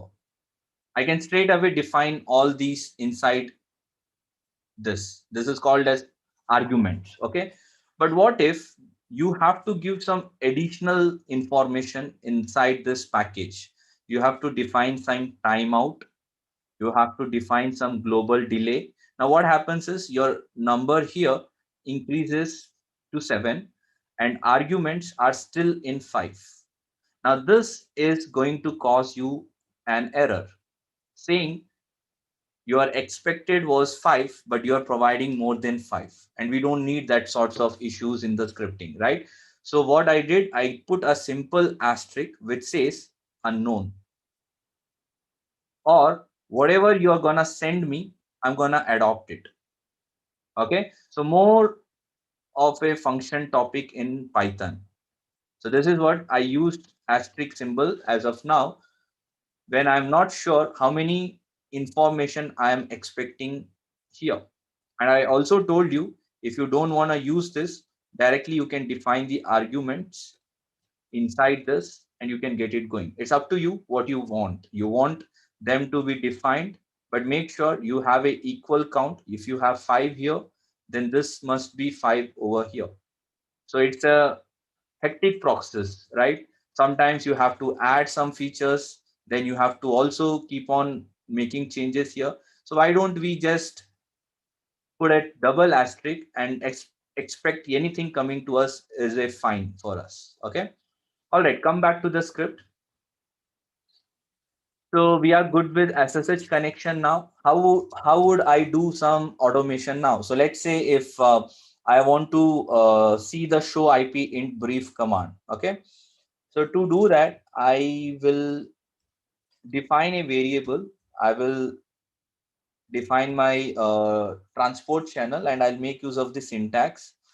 If you see, I have multiple of them: send conf command, send config set, send config from file, send command expect timing. Okay, so each one of them does its own work. Okay, so for now I will show you only send command, and then we can just type our own command with us. So let's say show IP interface brief is a working command on iOS, and then we need a method to read this thing. Okay, so we need a print statement which can show us what is the value of this. Now if you go in a layman's language, now what is happening in the backend is, let's say I have PyCharm and this is my switch, right? So when I took SSH connection, we call it as transport channel. There are two things that happens all the time. One is one information which is going from the PyCharm to the box, and the second thing which is coming from the box to the PyCharm. The first one is called as writing. We call writing over on the channel, and the second thing we call it as reading over the channel. This is the backend process of any scripting. Okay, there are two things that happen: write and read. So when I say write, write was used for all the information that was meant for user to type. Let's say you typed admin, you typed Cisco, you typed later on show IP int brief command, right? These are all happening over on the transport channel over on write mode when your PyCharm is writing something. The same thing, you need an interactive console, right? Which is happening over on read. So whenever your device, whenever your Cisco box is letting you some interactive messages, let's say it asked for username, right? That was a read.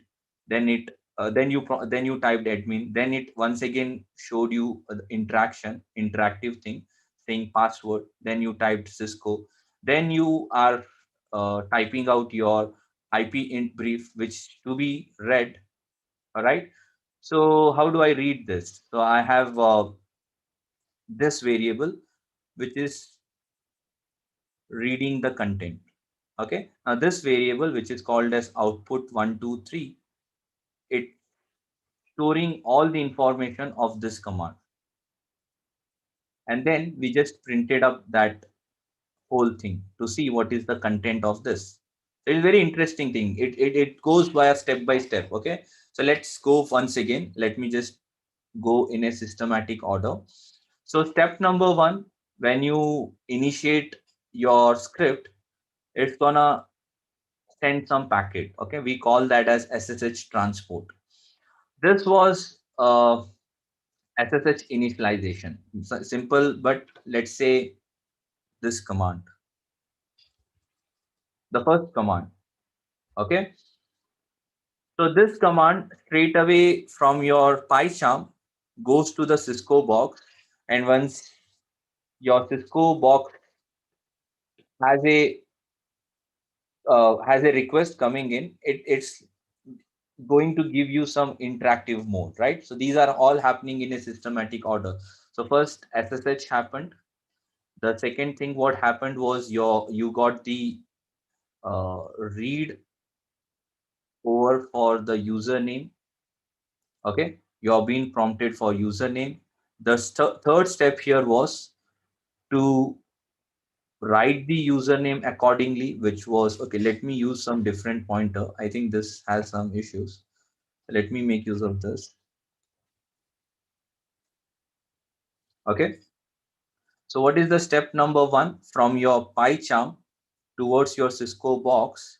The first thing was to SSH. Okay, the second step that happened was your switch offered you to enter username. Okay, the third step was your PyCharm made use of the write mode to define the username.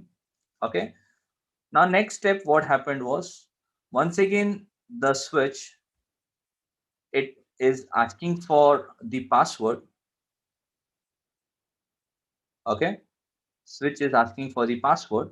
What is this next step? Now what happens? PyCharm is gonna write the password with the help of your script, whatever you have defined them, and then you have a successful SSH connection. If your credentials are correct, then you have SSH console open. Once you have this, the next thing what you do is you're gonna write the command, or you're gonna push the CLI command. Now you're gonna say you need show IP int brief command. Okay, and finally what Cisco does is it's gonna push the output. It's gonna push the output for this command. Okay, so let's say this read is stored in that variable called as output 123. Now these are the steps that happens between your PyCharm and the networking box. So we in a programming world, we make use of a variable. Okay, I can call this as a empty bowl, which is gonna carry the data. So what type of variable we used here? We made use of a variable called as username. We made use of a variable called as password. Over here, we are making use of the variable called as connection. Okay, and then finally, I made use of a variable called as output 123. Okay, so if you just see my script once again, so these are all variables. So this is a dictionary. I have stored their data in dictionary format. This is a variable. Okay, this is a variable. You can see the variable used here, and then I'm printing up that variable output 123, which has the complete content of the show IP int brief. So these are some steps which happen in the backend. We don't see it. That's why I enable the debug to show you what happens in the backend. But yes, what I'll do is to show you these things in packet to packet format. I will make use of the telnet library, and then we will make use of a var shark capture, and the same thing which I just written over on a text format. We can see this in a packet level also, that what is happening in the backend, what is read, what is write, all those things. Okay, so that things will cover in the next classes. So for now, let me just wind up with this script. So we are calling the library, we have packaged the Netmiko class, we are unpackaging it. Okay, We are taking the SSH connection. We are pushing our commands, show IP in brief. The output of this show IP in brief is stored in the variable. Variable is a empty bowl, nothing in the inside the variable, and then we will print that to see what is the content of that. Okay, so if I just run this,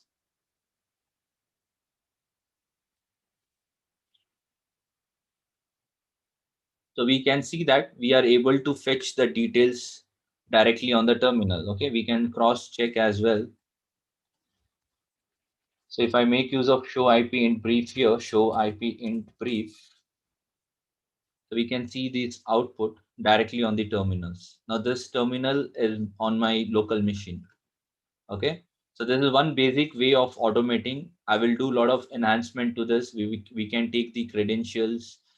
We can also remove the entire thing, and we can make use of the RSA certificate for SSH. Okay, that's completely networking concepts, but I'll show you both the methods. I already told you that SSH has two ways to connect the devices. Okay, let's say this is you're making use of some putty console, and this is your switch. If you are taking SSH connection, usually most of the time you might have seen username and password to be the primary way to take the connection, right?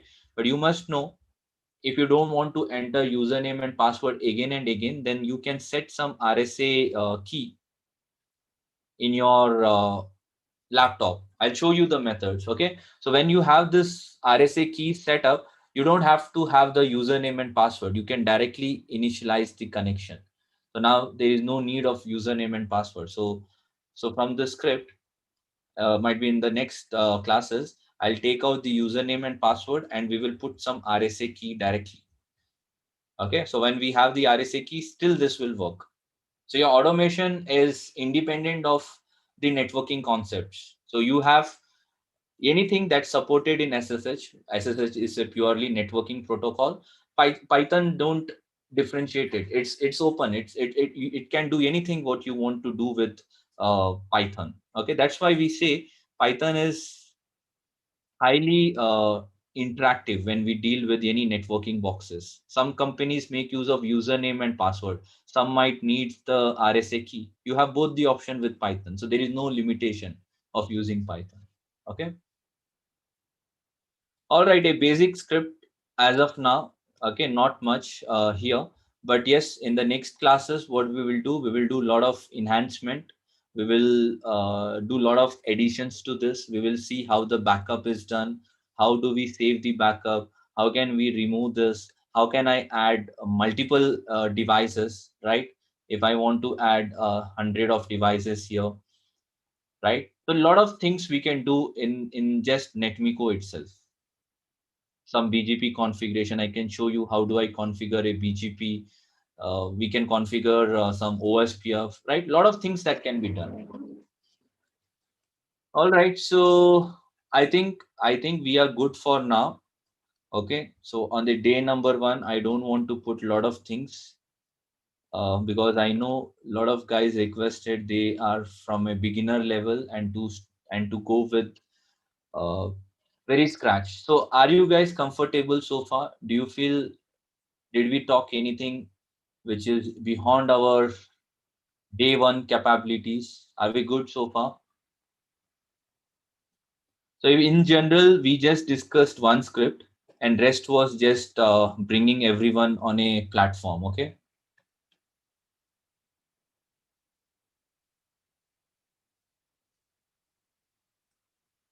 Okay, so those guys who are asking me about the EVNG IPs and all those things. So guys, this is purely the networking things. You already might know that EVNG is a emulator like GNS. There is packet tracer as well, but in packet tracer you don't have any Python support so far, so we will not consider it. So we can use GNS or we can use EVNG. Now it all deals with your VM configurations. Over on VM, you have concepts of adapters like NAT, then bridging, host. So these are all the configuration that deals with EVNG. We cannot go ahead with this. So what we have done is those who have enrolled, we have our backend team who is doing the configuration. I mean, our backend team will contact the enrolled students, and over on WebEx we will set up this. We know this is very time consuming task. Okay, so those who are enrolled, don't worry, we will help you on setting up this over on your laptop, so that you can practice locally inside your laptop. But let's say for some reason your laptop is having very low resources, then we will provide our remote server. Okay, yes, quickly let me show you the features which we are providing. So this is my PDF, guys. Okay, so here I have mentioned the benefits for the enrolled students. You're gonna get the G Drive link, download the complete G Drive folder, which could be like 5 GB, 5 GB of the file, and then keep it ready. Don't install anything. As of now, you can, yes, go and install Python. I have already demonstrated. You can go and install PyCharm. Uh, Anything related to today's class, you're free to go and do that. But the file, the zip file, the file which we are providing you, don't do anything for now. Just download it and keep it ready, because it's a 3 GB, and depending upon your internet, it can take a lot of time. If you go with a live WebEx with our trainer, the lab support trainer, it will take a lot of time. It's a waste of your time as well as ours. So keep it download and keep it ready. So once you have downloaded it, what we gonna do is we will set that for you. We'll set it up. Once you set it up, you can see this is the way we can take the console of it. And I have grayed out the confidential details. So those who are enrolled, you can see the content of this. So this is a record. This session is getting recorded, so we don't need any security breach. So I have grayed this out. Okay. So you have to enter your username, password. So this is for EVNG. This process is for EVNG. Those guys who need GNS, I'll show you the way to do that. So what you need to do is you need to have a client for that, which is called as MobaX. Okay, so you guys can download this. It's a free software, and I already have that with me. Okay, it looks something like this. So if I just open it up,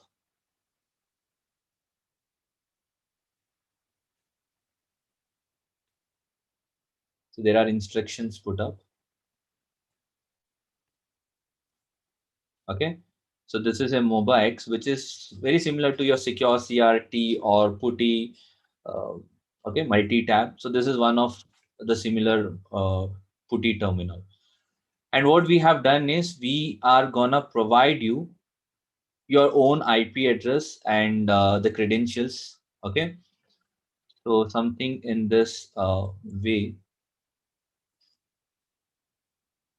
If you see this, so enrolled student will get an IP address, the username, and the password, and the port number. So you have to input this accordingly on these columns. We will guide you, but I'm recording this because so that you can go back and check out yourself. So in my case, you see it's already done previously and it's been stored here inside this.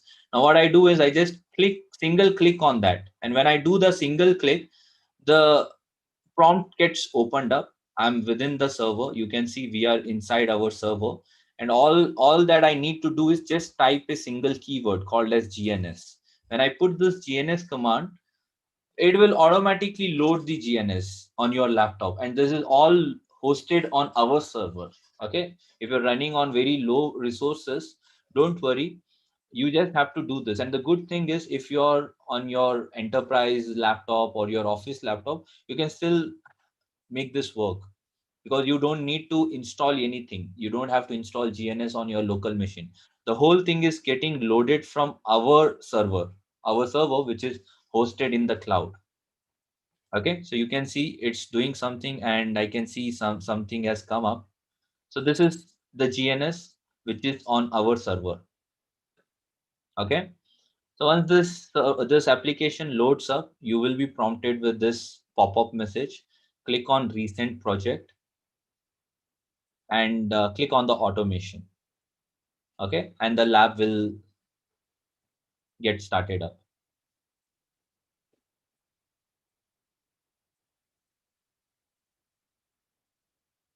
So there we go. We have the lab with all the instances. This is your PyCharm. We have kept the PyCharm directly here. These are the Cisco boxes. These are some Cisco, I think, routers. Okay. Yeah, this is a ASA firewall.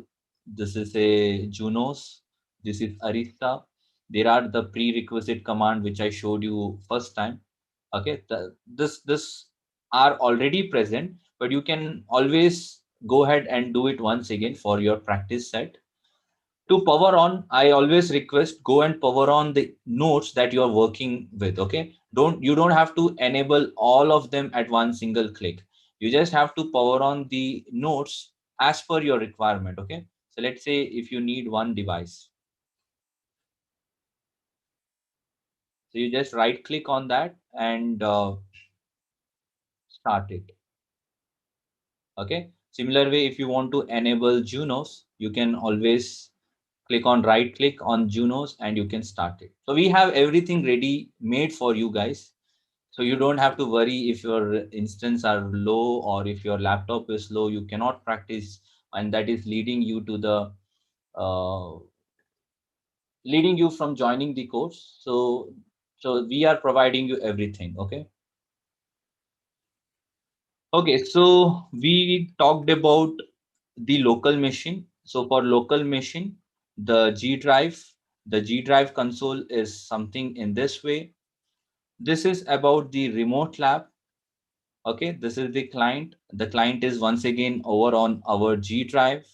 This is the way we get the console for GNS. This is how we select the project, and then we have the full software with us for practicing. Okay, so you can go back after the class and start practicing. Okay, and let me know if you face any issues. And finally, the web portal. As you all know, the classes are recorded, and recordings will be directly put up on the web portal. This is the link to our web portal, and this is going to be your lifetime access. That means you can come back anytime. You can watch the videos. You can practice our questions. You can use the scriptings. Everything will be stored in the centralized web portal. There is no sharing on WhatsApp or anything. Okay, we don't do that. Then we gradually we lose the conversation or any important topic, or if you share something gets into the page 2 3 and gradually we lose, right? So this is a centralized portal, and I've already sent you the email. How do you access? So those guys who have received my email today this morning, so let me show you the portal usage.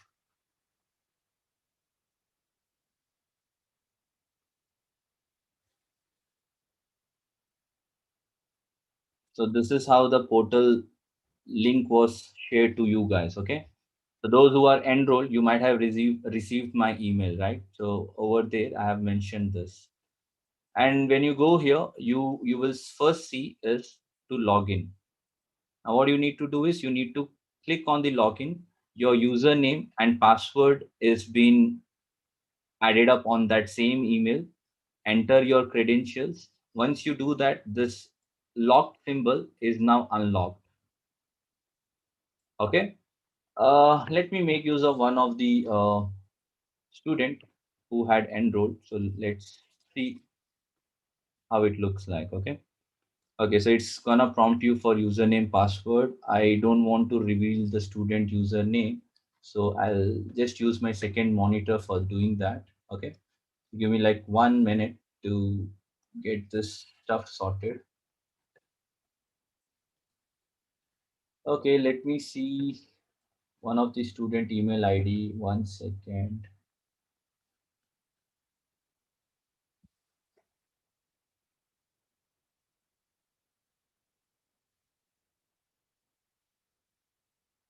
And guys, sorry for taking a lengthy session. I know it took some extra time because we are on day 1 and it takes a lot of time to explain all the different concepts here. Okay, not just from the scripting but all other things like the platforms, all those things. So tomorrow's class we will just directly stick with the topics. Okay, so let's say I have one user. Let me enter the email ID. So your username is your email ID that you gave us, and your password is something which I have documented over on the emails.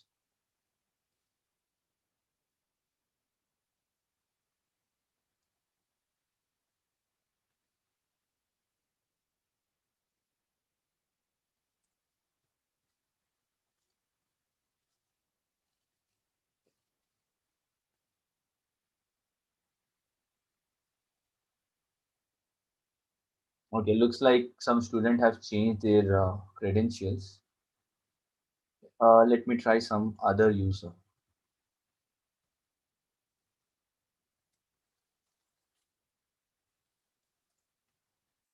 So some student have already changed the credentials, so that's why I was not able to.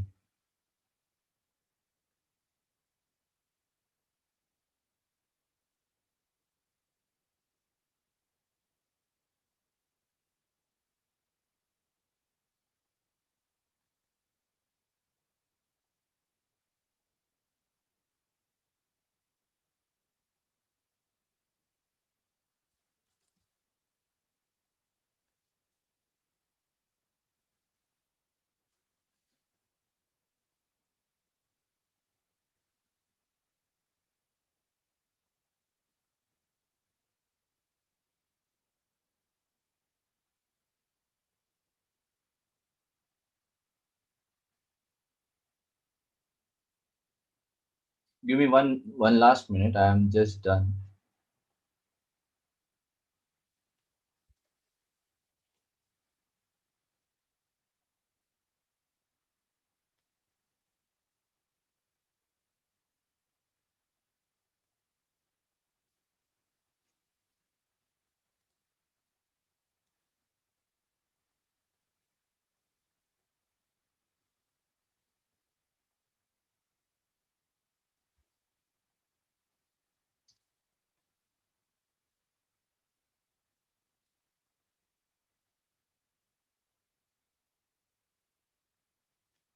Okay, so this is how the web portal would look like.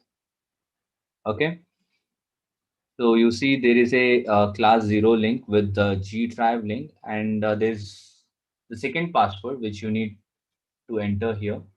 Once again, this password is over on the email which I dropped you today. Okay, and if you just like enter it and click on submit,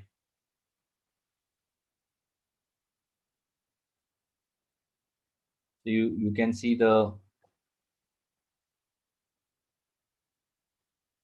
content gets unlocked. Okay, so this is how the G drive link is. And this portal, I mean this web portal will have all the recording videos going up. So today's video I'll upload here, so you should be able to see the content coming up over here as class 1. Okay, so all your classes will be posted up here. When we go with the Python topics will be posted here, then the Ansible and the DevNet finally. Okay, so everything here, all the scripts will be available here. Your G drive link I have put up directly on the web portal. So your web portal is once again uh, the first option to go back and refer for something. Okay, so your G drive is already here. If you tend to lose something, don't worry, it's already in your the portal. Okay, so these are few things which you guys have received. And guys, those who want to enroll and are looking for the demo classes, then what you need to do is you have to contact us. Okay. So you can write an email. You can also find this over on the Zoom. Okay. You can take a quick snap of this. This is the direct WhatsApp number. Or you can also call us. Okay. This is for the admission enrollment process. Those guys who said they don't have any way to contact us for enrollment. So you have to make use of this. All right, guys. So let's quickly have a quick Q&A. I want to understand, are we good so far? And what do you expect out of this course? And have you worked already on automation, or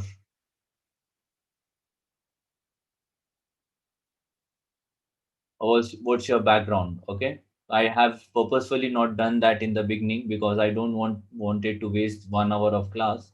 So those guys who are interested in talking up, you can unmute and you can, of course, introduce yourself and let me know what you think about automation. And if you have any question, you can ask me. Yeah, hi Sagar. Hi, hello. Right. It was very nice to have this session, but it was I was a bit confused. You had wrote a small script itself. In that script itself, you had mentioned functions and you had Variables. variables. So I didn't Yes. understand about the functions and variables. I was a bit So confused about these things. In a yeah. small script itself, the functions and variables, and at last you had you had shown us PyCharm versus and switch, how the 7 steps has been acknowledging that acknowledging able. I was able to understand the acknowledgeable, but the variables and function I was unable to understand. Yeah, so don't worry, these are all programming concepts. Okay. So Yeah. first day you will have 100 of doubt. Second day it will gradually decrease to 80% of doubt. Day 3 Okay. still down. So there will be there will be soon enough where you will understand all the functions and what are variables. Okay. So that is what I told you on day number 1. I had to cover a lot of things, like I had to show you the web portal, the lab access. I had to give you a kind enough walkthrough on what is automation. So we killed a lot of time there and we were left with some time for scripting.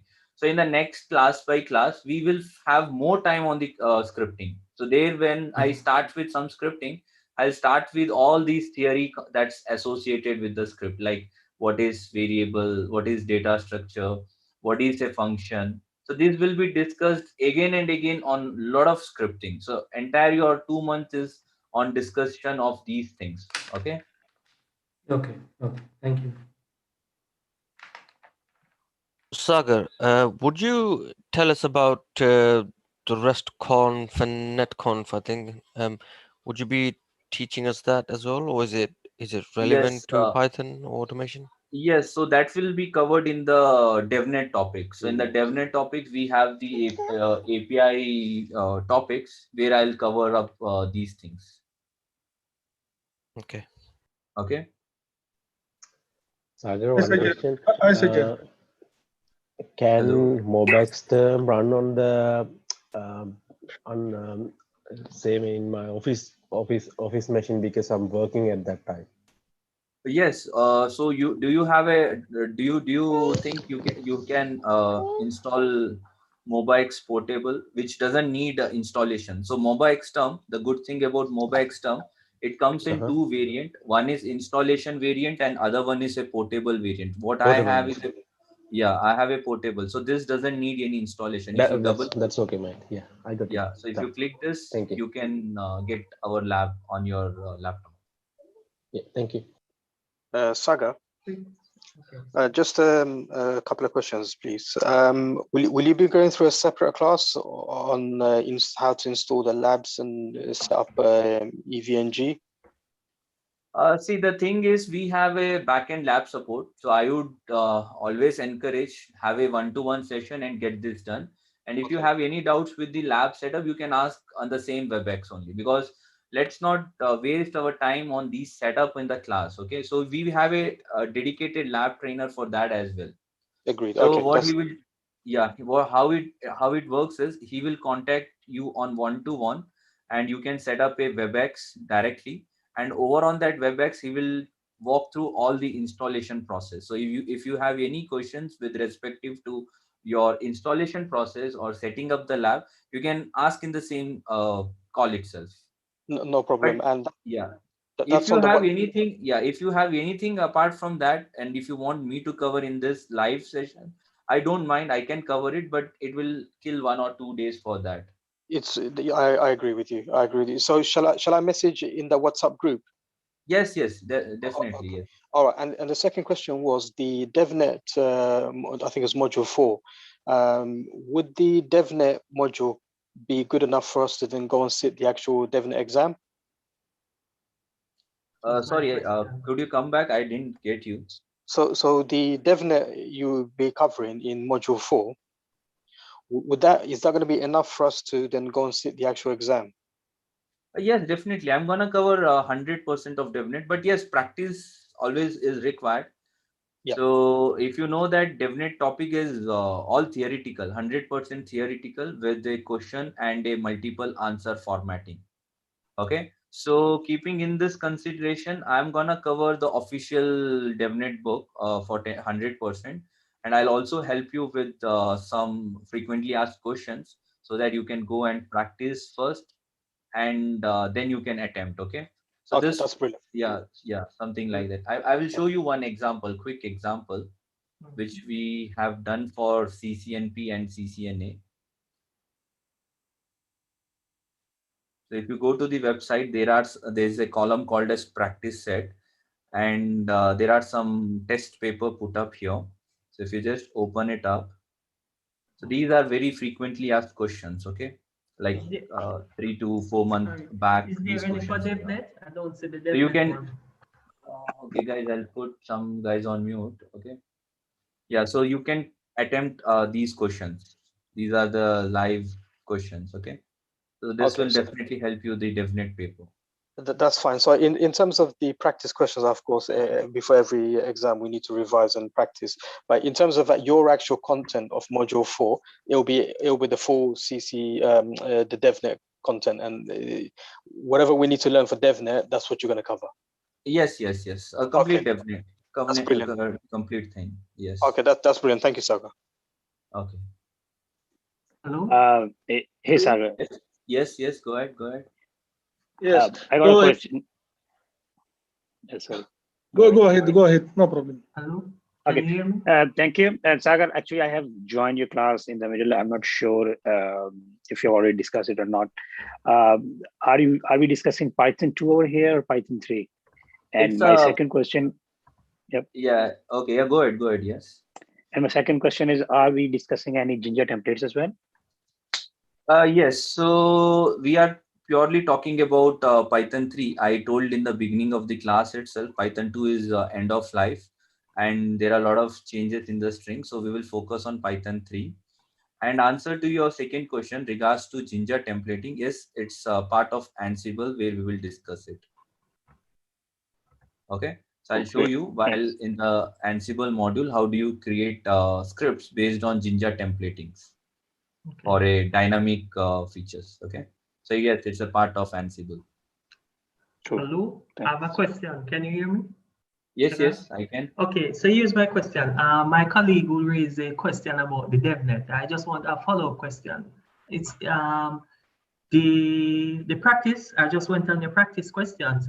I've noticed there wasn't any for DevNet, so I was just inquiring if you have any for DevNet. Yes, I'm gonna introduce it. So I'm gonna introduce it. So give me like 1 to 2 days. I have already prepared with these interview questions and all. I have ready in my inbox. So I just have to bring it on the web portal. So like another 2-3 days, I can get it up. Okay. Thank you. Okay. So, Mr. Sajid, how are you? Yeah, I'm doing good. How are you?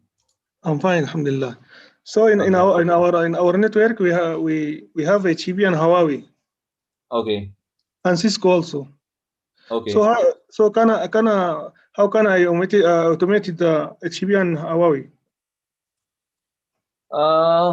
The same way how we automate the other multi-vendors like Junos, Arista. So script is same. Script is same. You have to do some tweaking so that your script matches to the other vendors. Okay. Okay. So your fundamentals of Python automation remains the same for all the vendors. They are irrespective of vendors, and little tweaking is required, which I'll tell you while we go with. So I'm gonna consider Linux, Cisco, ASA, Arista, and Juniper. Okay, and other things you can just do it as per your requirement, or if you need some help from me, I can also help you while doing that. Okay, but these vendors may not be helpful for a wider group in the class, so that's why we cannot discuss all the vendors inside the class. Okay, we are having some time constraint, all those things. Okay. So you're not going to cover HEB and Huawei, just only Cisco, ASA, Arista, and Juniper. Yes, and Linux. Linux. Yes. So there is any reference for HEB and Huawei, or? I can refer you while we discuss any script. If you want to replicate the same thing on Huawei and Aruba, I can guide you. But let me tell you, all the modules don't support this. Only Netmiko supports it. Okay. Yeah, so there is a yeah. So there is a limitation from the Python modules also. Okay. So most of the script supports only Cisco, ASA, Juniper, Arista, might be few other vendors. So we have to first check which library supports which these Aruba and Huawei, and then we can discuss on that. Sagar, can I comment on it? Yes. What I understand and what I have used as well, even if he's not using any library, he can simply control any of the devices with a simple script, with a basic Python script. What I mean to say, Paramiko might not be having Huawei, but if he understands Python, he can write a script and do his stuff out of it.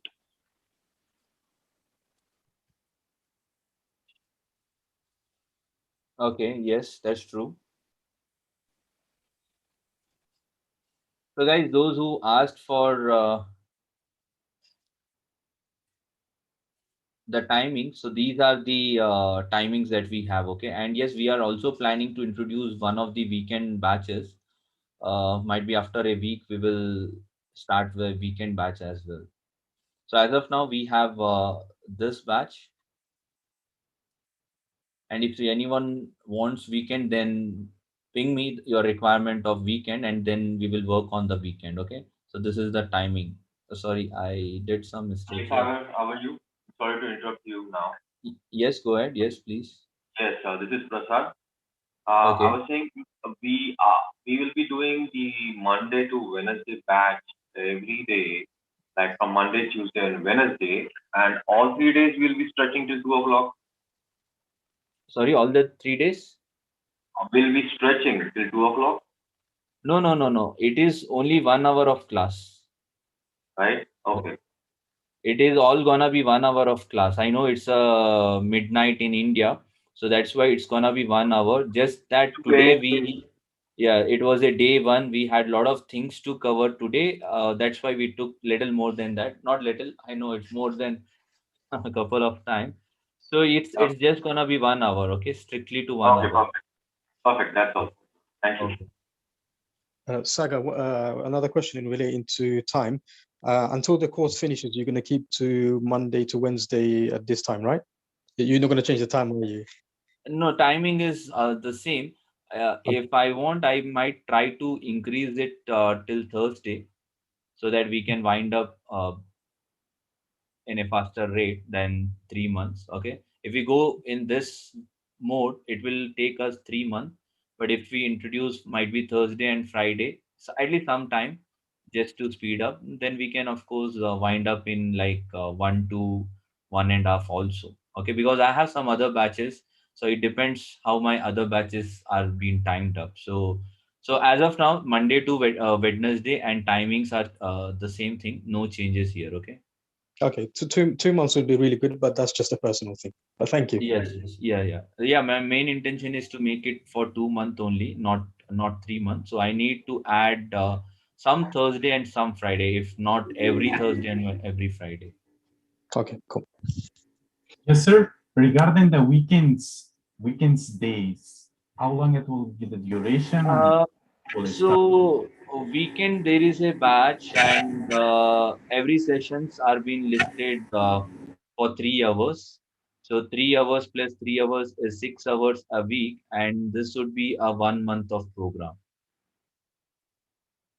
Okay. And what time it start? About the time? Time is 8 a.m. IST, Indian timings.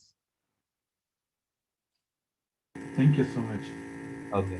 So if anyone is stuck with their office or something, and they are actually stuck with the enrollment process because of this batch, then you have a optional batch also.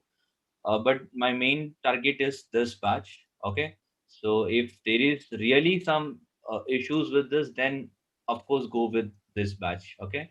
But yes, we have a option for you guys. So Saga, the weekend batch is bit quicker. It's gonna finish bit quickly as compared to this weekdays batch. Yes.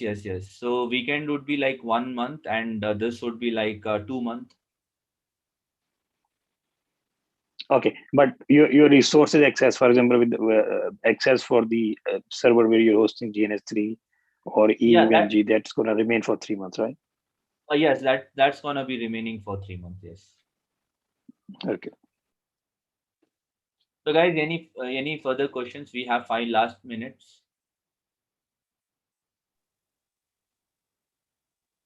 So are you good with the basic things now? At least I mean the basic softwares and the installation and getting up with the first step. Sagar, just one question. So your machine or your laptop is connected. So the PyCharm, I didn't understand. The PyCharm was sending the script directly to the devices. So your laptop has your IP and the VM has its IP, and they're communicating. Am I right? See, actually, these are all the backend connections. Okay, so if I go to my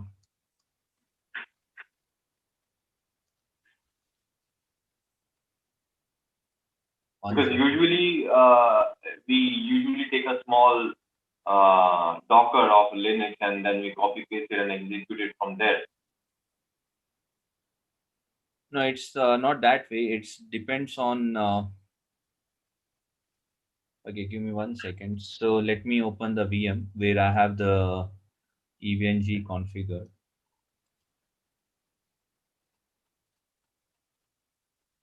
Sagar, as you open the EVNG, is it the community version that we are going to use? Yes. Community is enough. Okay, so if I take you to my adapters here.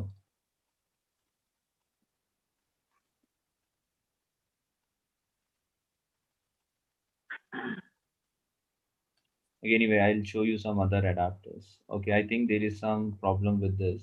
So actually, these are the VMs, and these VMs are mapped with the NAT adapters. Okay, in this way. So if you see here, these are some in depth from the emulator's point of view. Nothing to do with automation.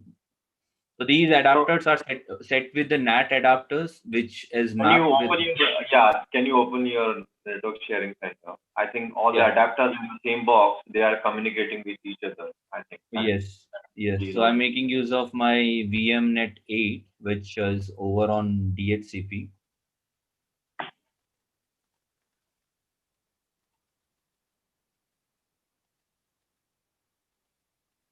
Okay, so this is my DHCP. Okay.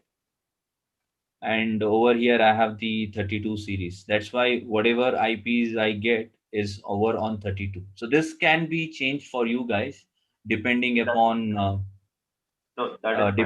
depending upon what adapters you have with what IPs. Okay, completely out of your automation. Okay, That is why I said our lab trainer will guide you. We don't want to introduce all this. Perfect. No problem. Yeah, these things. All right, guys, I'll wind up for the day. Yes. Okay. Thank you so much. Yeah, we will take the next class tomorrow, so same meeting ID, and let's enhance the script that we discussed today. Okay.